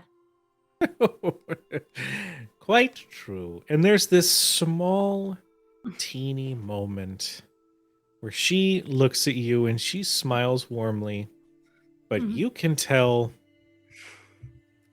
that little old lady is sizing you the fuck up. Mm-hmm.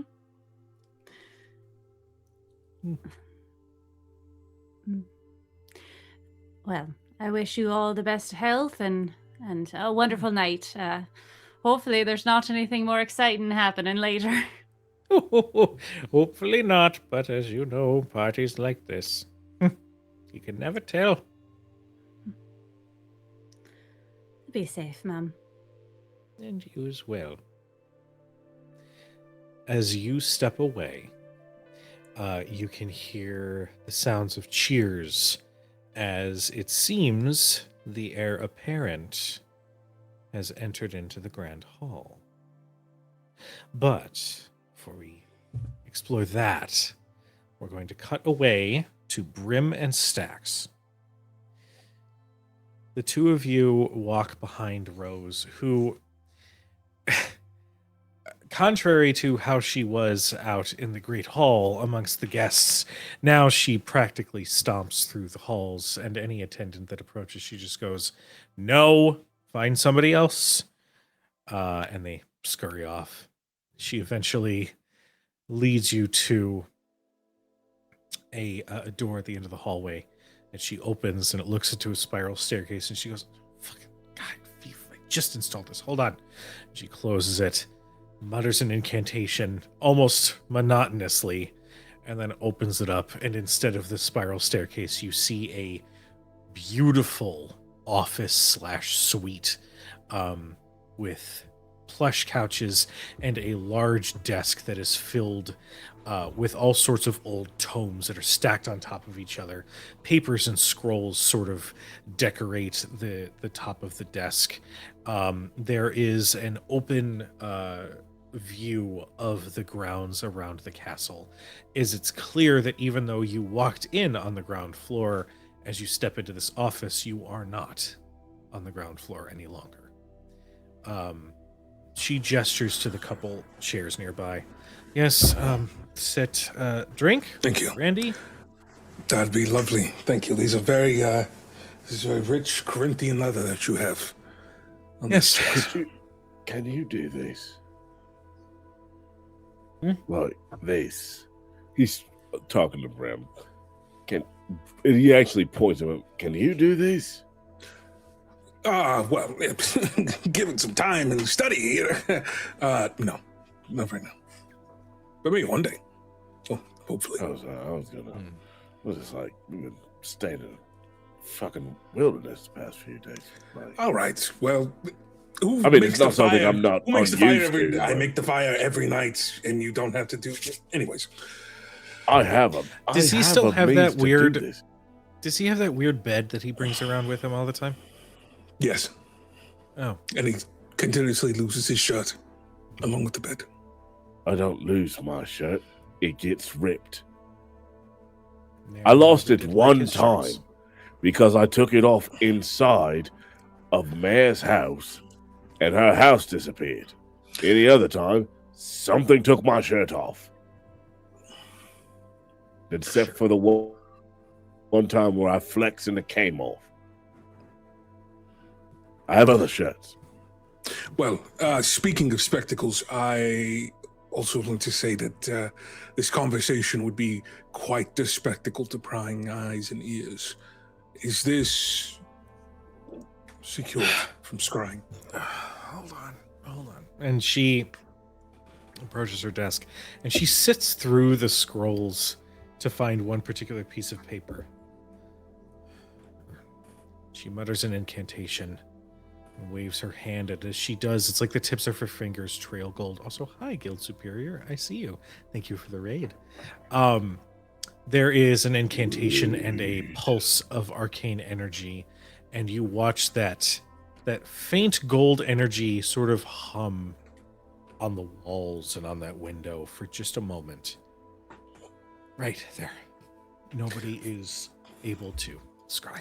So phenomenal. With all of that being said, allow me to again reintroduce myself, and begins to take off the mask. My name is Brim Dupont. I was once a professor at the Ash Rose Conservatory. I'm sure you're aware that one of your esteemed guests is also here. Hollowind. Yep. No, I'm familiar. Apparently, it was a personal invite of the princess. So, Yes, that all ties into many of the conversations that we're about to have. But the initial question that I need to ask,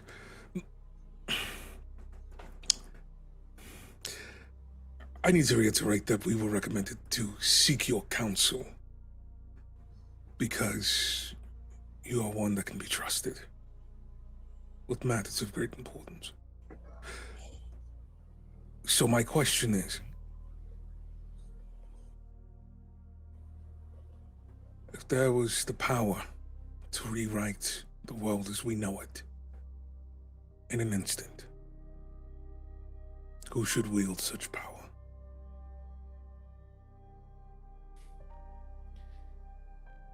no one. No one of this plane should have that capability or responsibility. Even myself, we are, despite all of our pretenses, we are selfish creatures. So, gifting us with the ability to wish or will something into existence that shouldn't be, that's not something that somebody of this ilk should have any control over. I would like to make an instinct check on them. I want to be certain that this is their genuine feeling towards this question. So much so, I'm going to spend a hope to use one of my experiences, probably arcane researcher, just to tap into that. What sort of glimmer do you see in another arcane practitioner's eyes towards the idea of power? And that's just kind of what I'm honing in on with my instincts in this moment. Okay.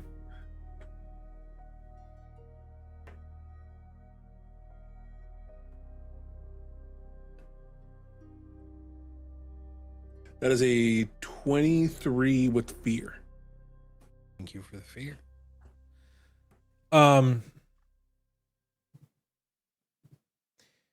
You, how do I put this? There's nothing that is inherently false about what she said. If anything, there is a bluntness. This is almost a, come on, you should know this sort of thing, given all the stories we know about those who have influenced magic pretty much since we were able to cast. And also, chat, I am fixing the captions here. There we go. There's a blatant, pretty upfront feeling like, no, she stands by her words. And there's this also a little bit of like, why is this even a question that you're asking? Like a little bit of almost a little bit of like, I'm kind of looking down on you for even thinking of that, but I'll answer the question anyway. I must apologize. It's a necessary precaution, but it's because this landed in a swamp not too long ago. And using my fire, I just recreate an illusion of a sliver of the replica of the shard. All of that, a little bit of ego, a little bit of curiosity, all of that very human expression changes. And she looks right at Stakks. What the fuck did you get yourself into? I told you it was possibly world affecting. It was like quite literally the first thing I mentioned when I said we need to have a little chat in your tower. I thought that was you coming on to me, but okay. Okay. No, I don't do subterfuge, I will just say. That is fair. I think I assumed too much of you. I mean, I can be subtle. I have been subtle. All right, let's just table the conversation about how you keep losing your shirts. Okay. If that How the is fuck what do I my vest think get it over there? is, Yes. His vest is on a hook. He doesn't know how it got there.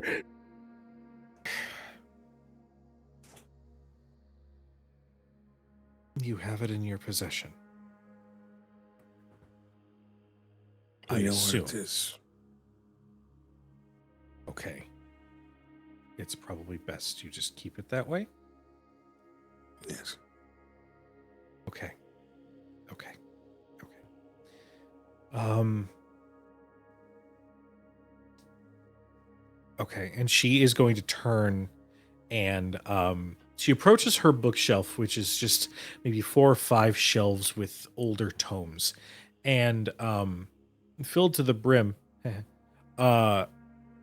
she then places her hand on one of the shelves and moves her hand almost like it was like a rotating display. And sure enough, as she does, more books just start manifesting in place of the originals until she sees a very, very old black leather tome.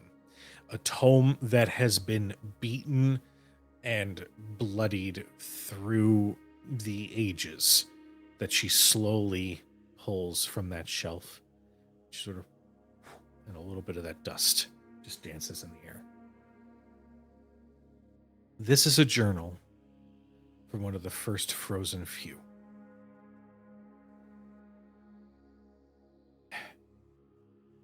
I'm glad that we're not able to be scryed upon, because I would also tell you, nobody should know that I have this.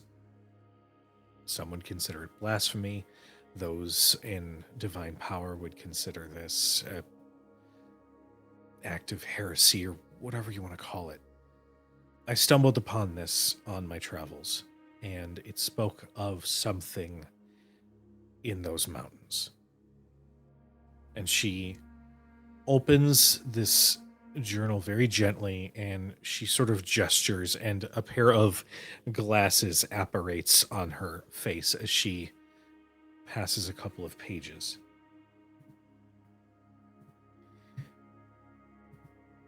You know that they always make comments that the frozen few have lost their minds, that they believe in monsters that exist in the frozen line. This journal says that the id, the monsters that go bump in the night, are in the frozen line, and they are looking for something. This individual found it. It was this hunk of metal. It was fractured and broken, but there was something about it that filled this man's mind with all sorts of visions and possible futures to come. He returned to his camp, and he ranted, and he raved, and he wrote. And this is what he wrote. And she presents this book to you. This book is filled with all sorts of half-formed stories, half-formed phrases, statements that don't quite make sense. There's no names. They would say that the king has fallen to illness. Some would say that the shadow approaches from within. these strange phrases and words and prophecies that have been written in this book. But if you look in the early pages, it is a much more structured, clearly day-by-day journal, an account of this individual who was traveling through the frozen line. And he spoke of the id, these creatures that are without a sustainable form. Creatures that can shift at a moment's notice to a completely different form, as long as it means accomplishing their goal, which is pure chaos. It goes on to tell of his traveling companions that were lost to these id, and they weren't killed. They weren't simply slaughtered by wild animals or monsters. They were corrupted by this id, robbed of what made them human. And the passage states, the longer I stayed around them, the more empty I felt.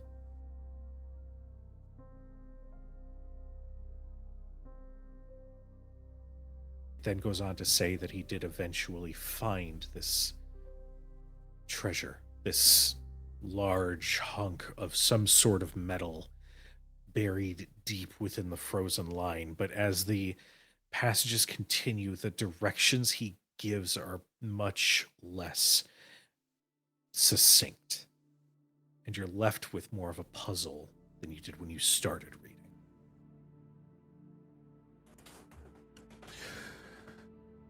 Shit. That's not good. Yeah, no, it's not. These fucking assholes again. And none of these possible futures indicate anything about a banishment of the artifact. A way to seal it in any possible future. My only thinking is that whatever it is that this thing made this individual see, it was very much tied to this plane. It wasn't anything grandiose or cosmic. It was grounded in this world. Mm-hmm. Now, here's the thing. He mentions that a king falls ill, and in that illness, it brings ruin. I've been trying to do a little bit of investigating because our king is currently stricken with something. But even I have been forbidden from seeing him, and I am unfortunately convinced that there are some who mean to make things far more difficult than they already are.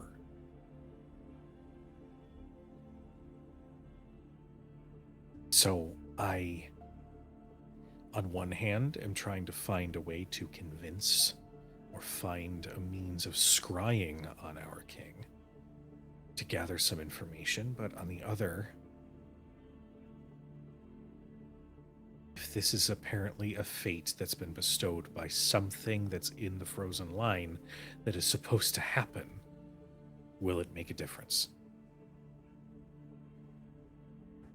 Will the king be making an appearance tonight?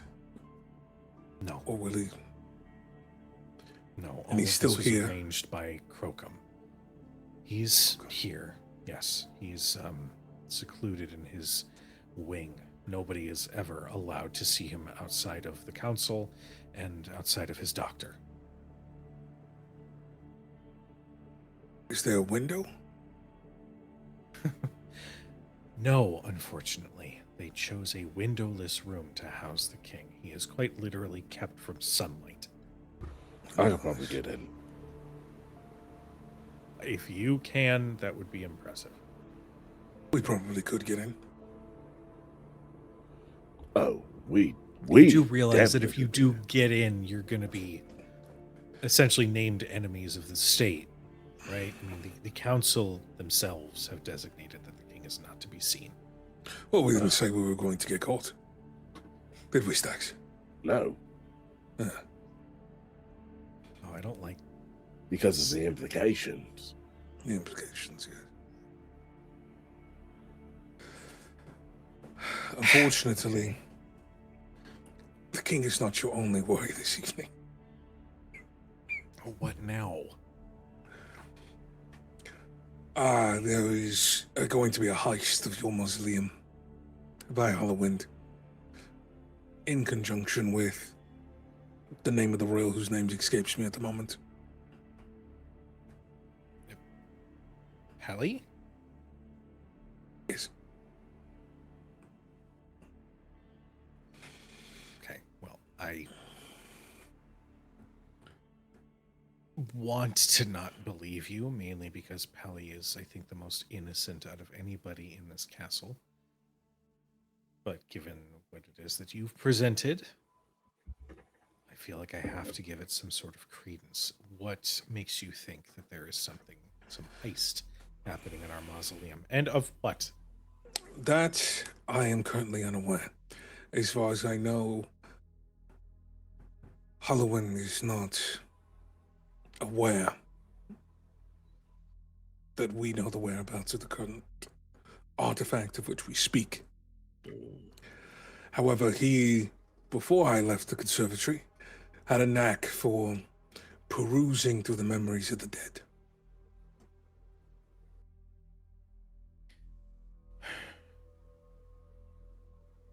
I'm going to be 100% honest, that's not the worst ability, especially right now. He's I not to be understand. That's trusted. fucking annoying. as shit No, when you're he's trying an to keep a asshole. secret. I want to just confirm. No, he is an asshole. But okay. So if he's in our mausoleum, that means he needs something from one of our dead monarchs. Anything any of the dead monarchs would have that a professor would want. An evil professor would want. For that, I don't know how to answer that. I can't speak for the dead that lie underneath this city. Which of the monarchs would know the most about the frozen few? Probably the first king. The smiling king, they called him. He was always happy, very much. They wrote stories of his boisterous nature and his love of wine. They say he died with a smile on his face.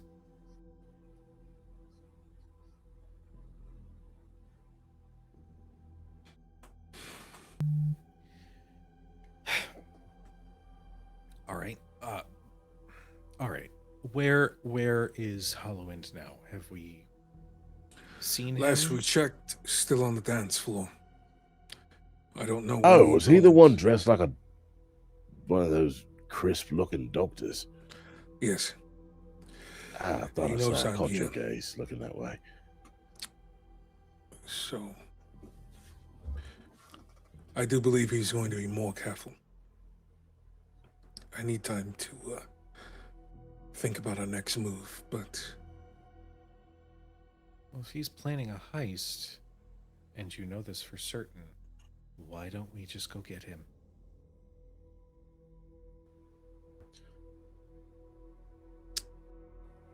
Yeah. I can go punch him in the face. Like, right. I mean, Tell you I've got what, the okay. backing. We've got the Maybe backing that's- of this one over here. Maybe that's a loaded question. I don't want to. You're right. Oh, you mean secretly. I'm newly appointed. I've only been in this position for the last. Clandestinely. Without mucking up Rose the just- whole royal masquerade and all that. Hmm. Yeah, It's eventually clear I that catch there's- on. Oh, so proud of you. tell you what. If you mean to gather information, then that is fair. The more information you gather might make it easier for us to figure out what his next move would be. Perhaps we can figure out his motivation.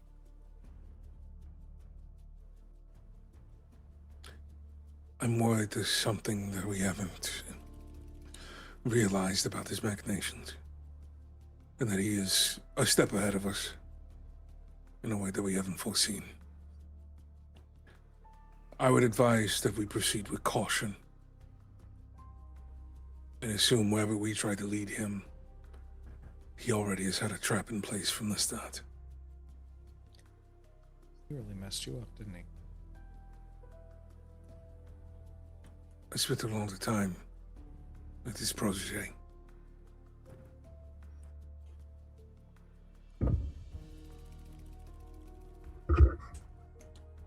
Okay. I have a question. Sure. The Halloween, has he already been heir to the castle before the Masquerade? In the time that I've been here, no. I know that he's somewhat well known in his field. His reputation exceeds all the way out here. But a personal visit, he's not been here before. Trust me, we would have known. I give a look to Brim, trying to convey that we literally saw him the other night meet with royalty, and that he but there's only so much you can convey with a look without saying it out loud, of just like, We saw him directly it's like convening to get the plans for the mausoleum with the lady. He may not have been here before, but he has been studying this place. I fear that multiple plans are converging at once. Because, not to make things worse, but we are also being pursued by the Nothing. Not to add on to your list of concerns. So that's why we also plan on leaving expeditiously after today, because we do not wish to further endanger. Yeah. Okay. I still maintain that I was like one punch away from taking that guy out. But yeah, Sure. they're a conglomerate, I suppose. Wait. A couple nights back, we heard about something that happened in Billow Bay, and the town was almost burned to the ground.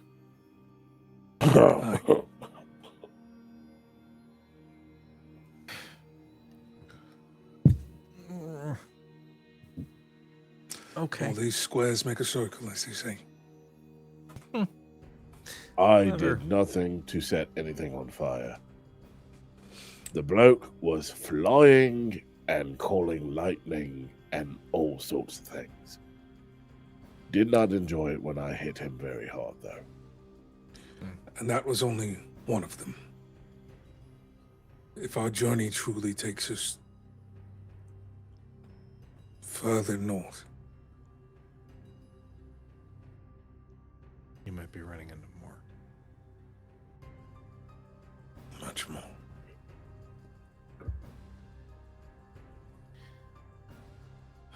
Okay. Oh boy. Okay. I am going to try and speak with the princess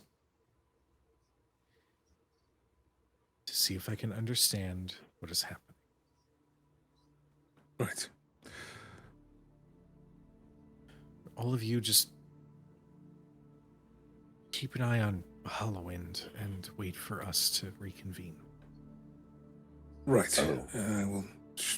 We will speak with our team and relay Thank you. everything. Thank you. Yes. Thank you for all of this news of dread. I appreciate it so much. But I understand.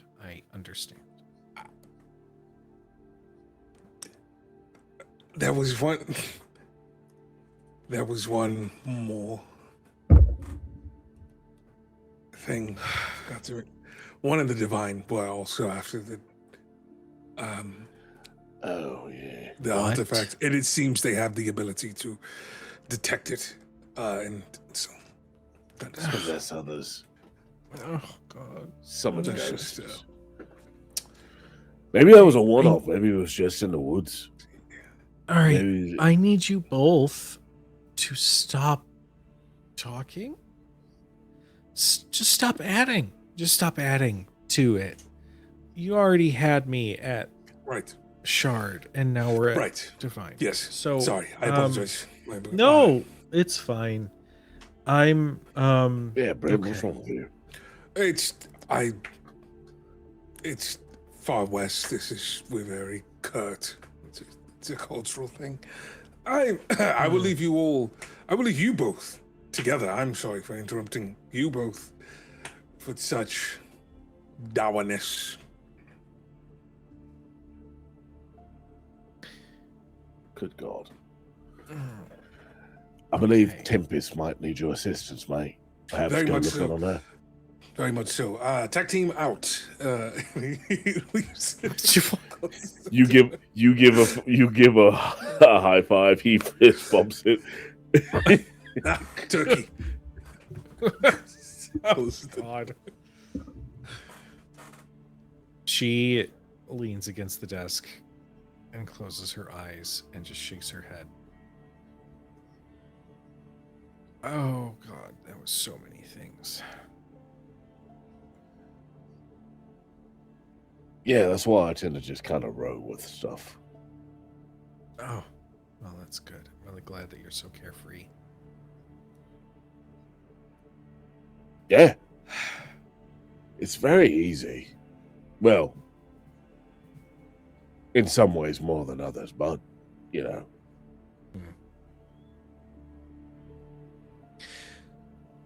I also don't really do magic, so I don't have to worry about that whole part. Oh, no, that was obvious from like a mile away. I knew that you didn't really touch magic. I mean, I probably I'm am kind of magic. thankful for that, if I'm being 100% honest. I might be magic. I just don't do it. You've got some... Hold on, I'm having quality. a thought. I'm having a thought. Don't hurt I yourself. lost it. What are we doing? Mhm. What we're doing is... that's a wonderful question. I don't know what we're doing. And I know I have to go speak with the princess, and I have to figure out what apparently Halloween wants with our mausoleum, and also do some research on the Nothing and the id. It's Incredibly stressed. Yes, very much. All right. Stress reliever. And fade to black. Kynel. Stress reliever. You are in the garden, and you can feel that pit in your stomach. It's still there, but it's not as heavy now that a little bit of time has passed.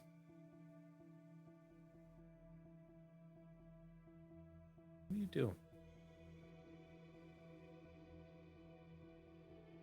I think what is minutes that feels like hours, that feels like days, is Kynel technically thinking about everything.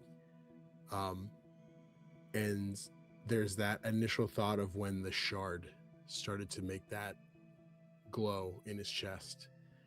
I think before he does anything to that, he grabs an empty flower pot and casts Wild Touch. So whatever little pieces of wood or scrap or grassy and fine kind of fills that.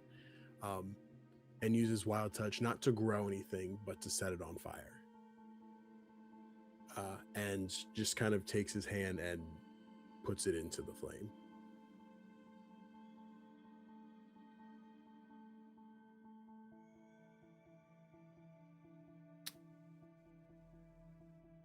I need you to give me an instinct reaction roll. Just what I needed. No, I don't need advantage. Relax.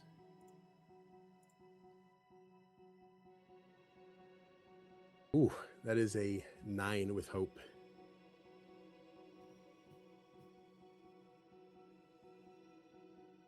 That feeling returns again. This time, you're prepared for it. But instead of feeling your mind shift back to that trauma, you just simply, it's like you register that somebody is standing right next to you. But your peripheral vision, it's like you can't see them. It's like they're just out of your sight.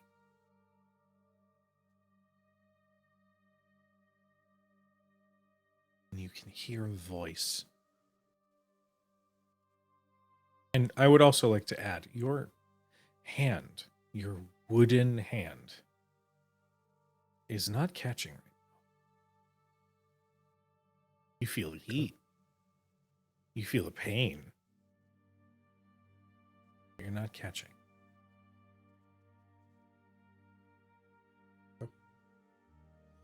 You hear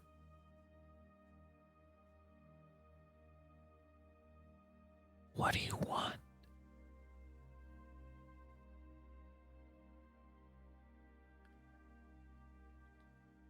I think Kynel's spine just kind of stiffens. He's hunkered over this flame, almost just like popcorn bucket, hand in, feeling the fire. And as that voice kicks in, I think that what he's never felt before, being that shiver across his shoulders. It's like, who's there? It's me. And you feel this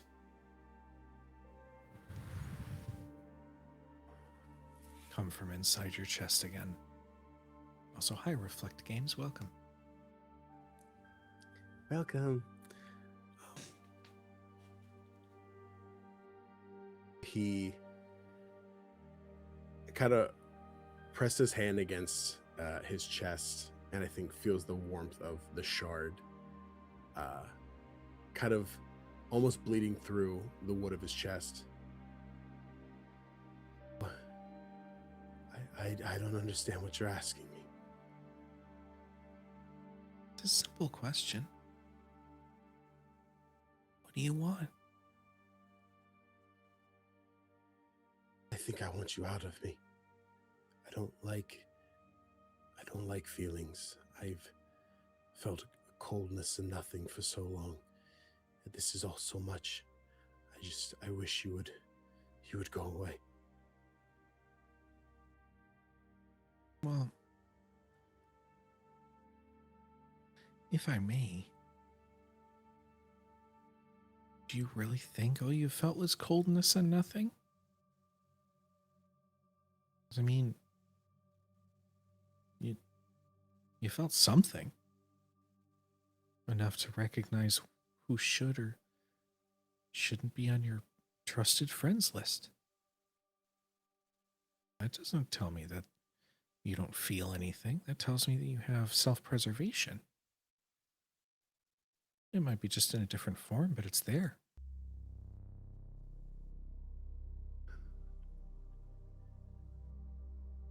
I don't believe I've thought about it that way. It always felt like a binary function to tell what is inherently good or bad without having a personal opinion, without having judgment, just knowing that one was wrong in their actions and that one was right in their actions.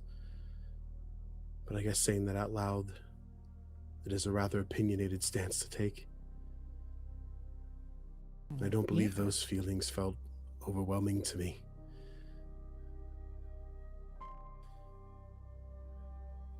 All I'm doing is taking the guardrails off.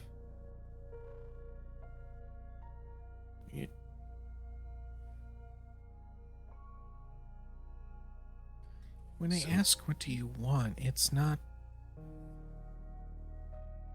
a small question. It's not meant to be a small answer. It's what do you want? Do you want to feel like they do? Do you want to return to where you were? To be the gardener? Nothing more? Do you want to admit that, as scary as it is, there's strength that you can get from feeling? Strength you can get for caring.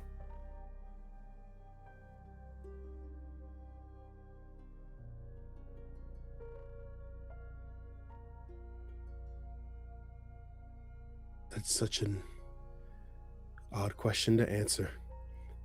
I spent what feels like years just doing as I was told and not feeling one way or the other, just doing. And suddenly that feels so shallow.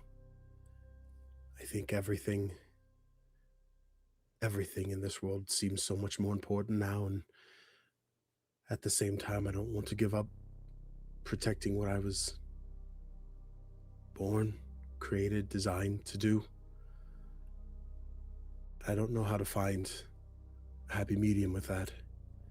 And you ask if I wish to feel as they do, and I think about Lady Mare's obsession with fear and Stakks' levels of what feels like ignorance. Tempest and Brim both having a different level of fear, one that's far more frightened and feels like it's need to fled, whereas another feels like it's frozen in place, unable to move. I don't think I want any of those, but I don't believe there's a choice in taking some emotions and not all. Well, if you don't mind my saying, it seems a lot of focus on the negative.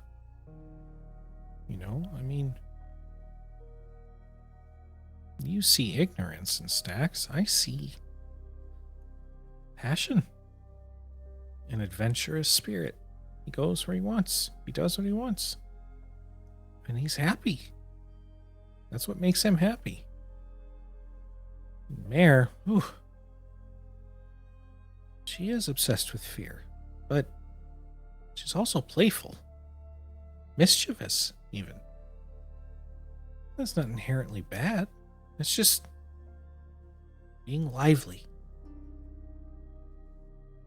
And for Tempest and Brim, well, there's something there it's a lot deeper than just the fear that you can see. It's something underneath all of that, something so much warmer and so much more beautiful. They just don't know it yet.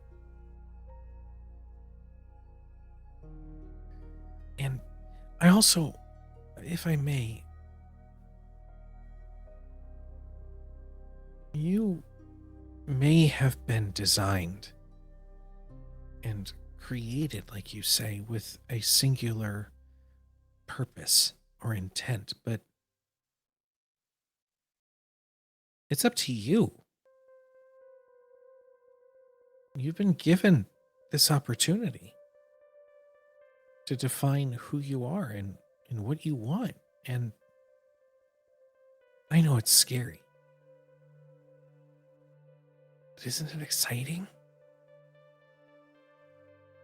You can decide whoever you want to be and whatever you want to do.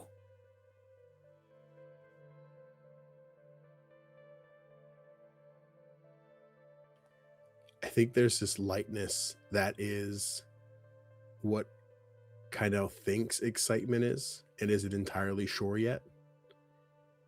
But it is still shrouded in fear, knowing that that excitement and that openness of choosing what he wants to do, or what he could want to do, is still shrouded in what will that mean, what mysteries are surrounding that.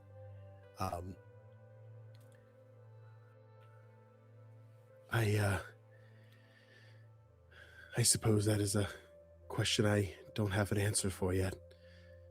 But it would be nice in this short time that I've had feelings to know what the positive ones feel like. Because it's been really bad so far. And it's very overwhelming, and I almost just want to rip you out of my chest and pretend like this never happened.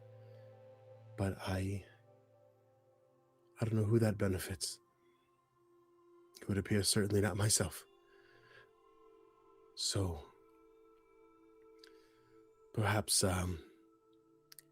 as the guardrail, as you put it, we could lower those just a bit slower and ease into this.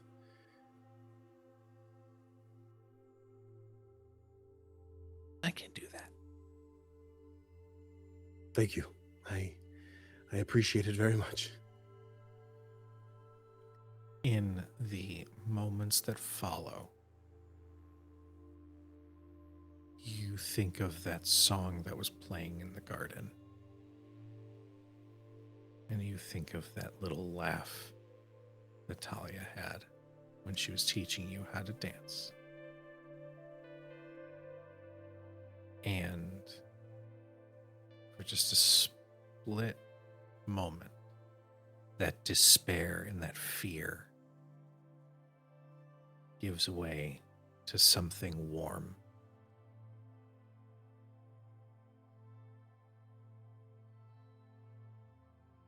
That red that kicked in during this traumatic moment that's been kind of dampered down to this really light pink quickly flashes to white and then slowly fades into this green, which would be the equivalent of Kynel being physically able to smile. Very dim. It's not a big, it's more like it's a smirk, if we could quantify that with a light. And I think he turns around playing this music in his head and finds something of similar height to Talia, be that a stool or some gardening tool, and slowly starts to follow the footsteps that she gave him in the greenhouse. And I think he's humming the song. It's very robotic and very mechanical. Definitely not the type of music you want to listen to anywhere, but I think it puts him at ease, and he just kind of sits with himself for a while doing that.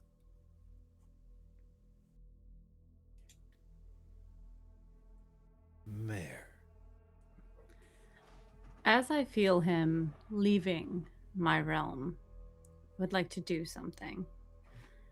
I would like to use one of my class features to commune with Kofu to see if I can figure out some of the plot that is going on here. So I can, once per long rest, during a moment of calm, you can commune with their ancestor, deity, natural spirit, or otherworldly being, to ask them a question. I have rolled a 4, which means you hear sound or see a vision relevant to your answer. And my question is, what does Hollowind have planned?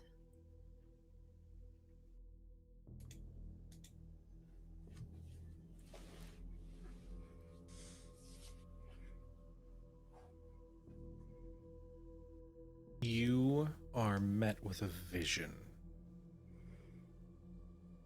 of a library filled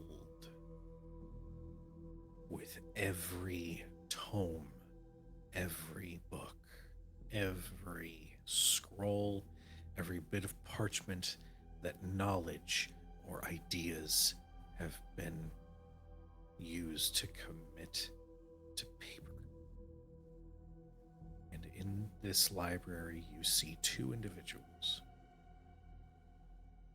One, a feminine figure with, we'll do like a dark bob,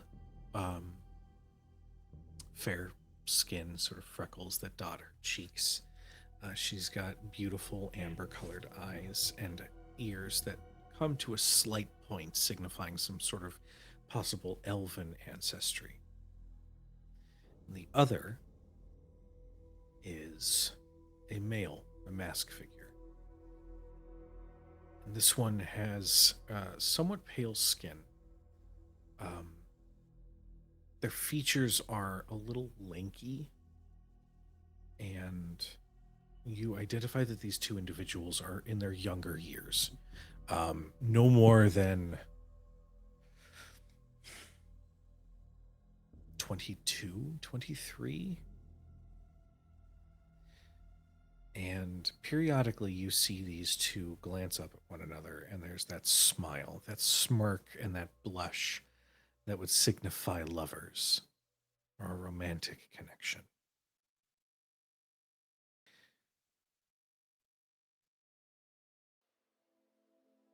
You blink and the scene has changed, and now you only see the masculine figure. And you see that time has found him. His face shows signs of aging. His long dark hair sort of rests on his back, and there's several strands of silver, and his Firbolg nature is heavy, and you can see that he is reading tomes of old, ancient figures. Figures that were said to have access to spells and abilities that in this day and age are unknown. They are wiped from arcane memory. But he is looking through these tomes and through these manuscripts to find where some of these individuals are buried.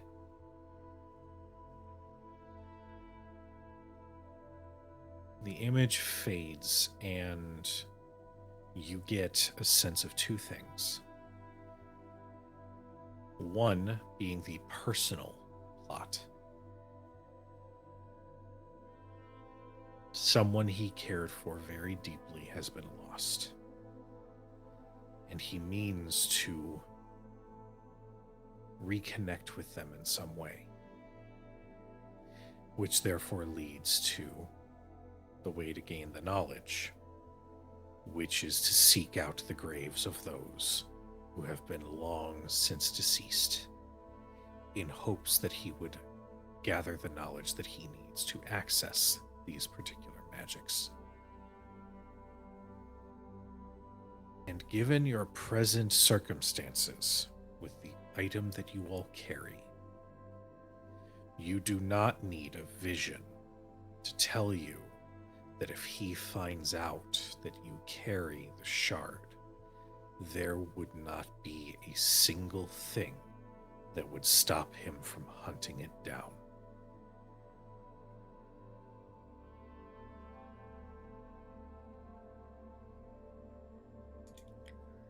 As she pulls her hand away, drops of blood coming from her arm, as this being the sacrifice to Kofu. There are no marks on her satyr hand.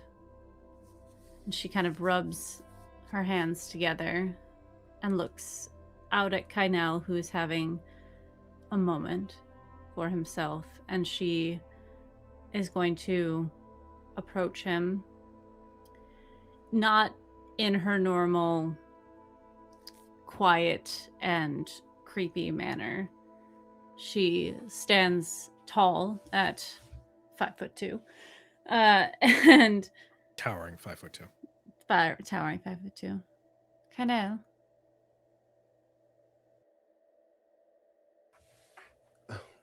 Yes, Lady Mare. The humming's cut. I think that first feeling of embarrassment, thinking nobody was watching, that drops the broom. Yes. What? How can I help you? Are you all right? Yes and no. It's still very much a lot, but I'm currently comfortable. So, more yes than no. When I felt true fear for the first time, it was something that I embraced and became a part of. But that is not the path for everyone. It is overwhelming and it is terrifying. But it will pass. And though it might seem like it is strong within you, it is something that you are stronger than. And I'm glad that you've come out of it.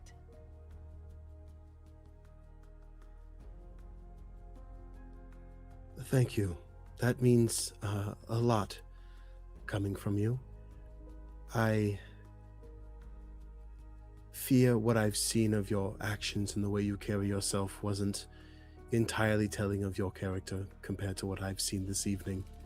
And I am very grateful for you coming to my aid, and it's felt comforting. It is strange to say felt and know that it's more permanent than implication this time. So thank you for being there for me. I'm sure it was difficult to not desire that fear as quickly as you normally would. It wasn't that long ago that I was much like you. And though your fear was pure and it was not what you wanted, and you are my friend, and I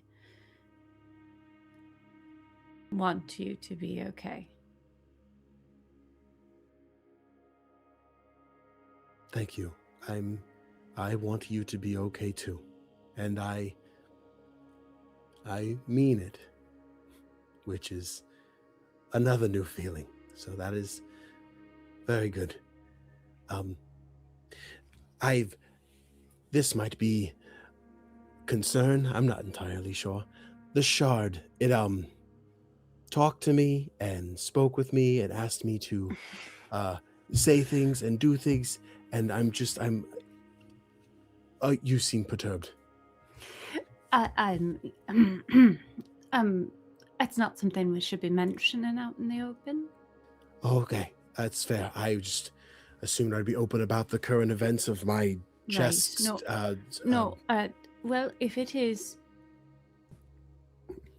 affecting you in a way, perhaps it is best that it stays with you for now, as long as you're all right with the things that are happening to you. I think I'm not looking forward to the bad feelings again, but I suppose it would not behoove anyone for me to not gain all that it is for humanity to build within me. So, yeah, I will hang on to it for now, and if for some reason things change and that becomes more of a detriment, we can look at adjusting that. Right. Well, as long as it's not telling you to start a rampage of murder. Not yet, but if it does, I'll be sure to let everyone know. Hopefully before the rampage of murder. Well, if that is the case, then I'm sure that our friends can help you through it. Yes, I hope that they do. Oh, and don't tell any others how kind I was to you. They'll think that I'm going to be that way towards them as well. Oh, no, that's fair. I understand. Okay, I will keep it to myself, and it will be a warm, fuzzy feeling. That's a good one to have for now. But I'll always remember. Right. Would you care to dance in person? Also, there might come a time where those feelings well up and you feel like you want to punch someone in the face. Just make sure you check yourself before you actually do that, because sometimes it is as Stakks would say, it's a crime of passion, but not necessarily the right thing to do. I see. Okay, noted. I will need someone to explain to me the threshold of which it becomes too far of a crime of passion. Like when is it okay to punch someone? Because we hit people a lot. So at what point is it too far? Well, I feel like we'll be able to tell you when that comes up. Okay, so I should maybe ask permission before I hit someone, or? Well, perhaps for your first couple times. Or if you see us hitting first. Okay. I have a feeling tonight things are going to get escalated a little bit in one way or another, and we might need your back on that. Oh, okay. What did I miss? We were dancing, and then I put my hand in fire. Not entirely sure what you all got up to. Oh, I just was talking to a king who is actually a lady.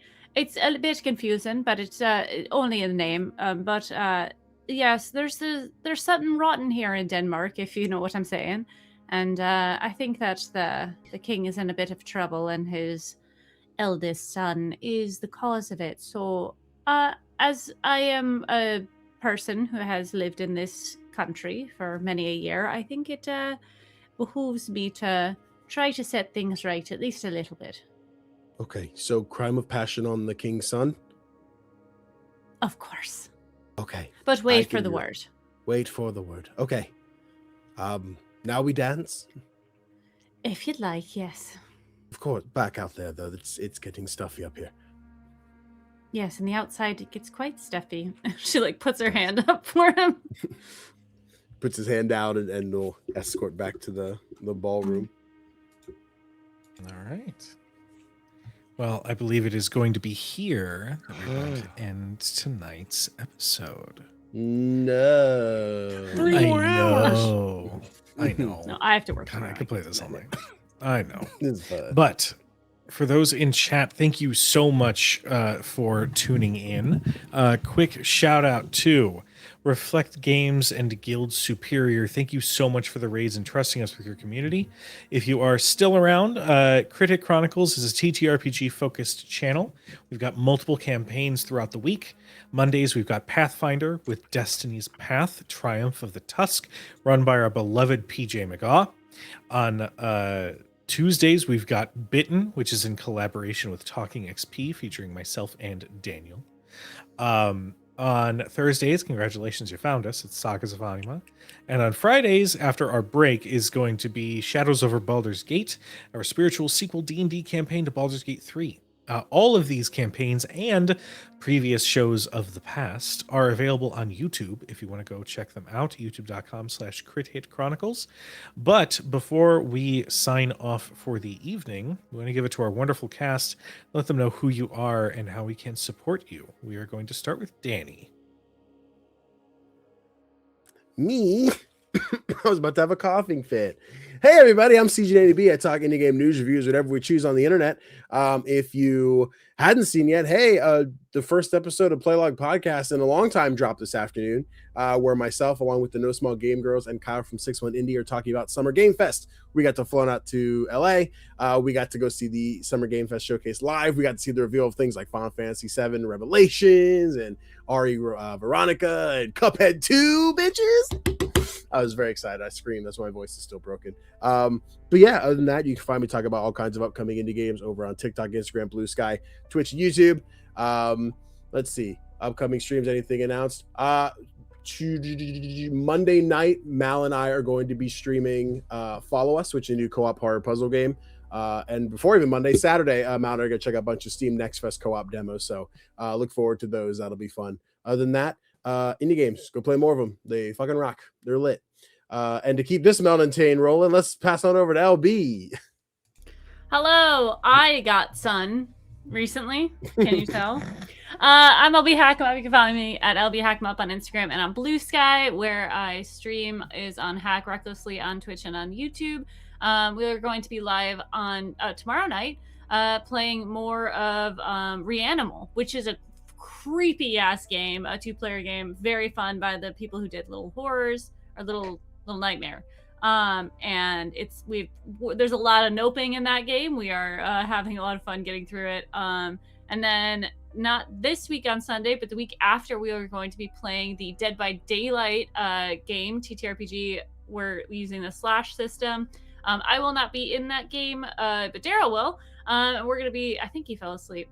And I think that we're going to be, it's going to be fun. Everyone has chosen their characters, and it's going to be a good time. And then after that, we have just decided to do a cyberpunk game, a little lighthearted thing that is going to be run by Val, aka the Kraken's Crown. And they are going to be running us through the Sprawl. I am playing a character that is a DJ and demolitionist, so I am very excited about that. I don't know if I should pass it to Daryl. I'm actively Daryl! trying to actively trying to Discord call Daryl. He is out. Poor guy. All right, Daniel, please. Oh, this isn't a bit. He's like he is out. I thought this was a pretend to be bored thing. That's so funny. Bless. Hey everyone, I'm Daniel, also known as Daniel the DM. If you're live here on Twitch, guess what? I just typed in the chat, follow me over there on Twitch. I'll probably be streaming tomorrow. That's it. I'm keeping it simple. Cujo. Wow. Jesus. Hi everybody. Quick shout out though to Daryl. You can find Daryl all over the place as Mr. Daryl Dorsey. They, I believe, are just finishing up a Vampire the Masquerade campaign over at Another World Tabletop. Go and follow Daryl's socials for further show updates and streams they're going to be a part of. Poor guy. Poor guy just fell asleep. They play your favorite venture's favorite venture. Yes, that. And also peck bouncing. And Aaron. Aaron, you can find all over the place at Aaron My Laundry. Aaron just returned to streaming, I believe, just this past Tuesday, which is very exciting. Go follow them at _Aaron My Laundry, ERIN, and then My Laundry. I'm not spelling the rest of that. You figure it out. And then for me, you can find me all over the place at the Cujo Plays Games, or you can follow Crit Hit Chronicles for official show announcements, updates, highlights, that sort of thing. In the future, we've got, 2-3 campaigns that are coming together. There's a lot of new things.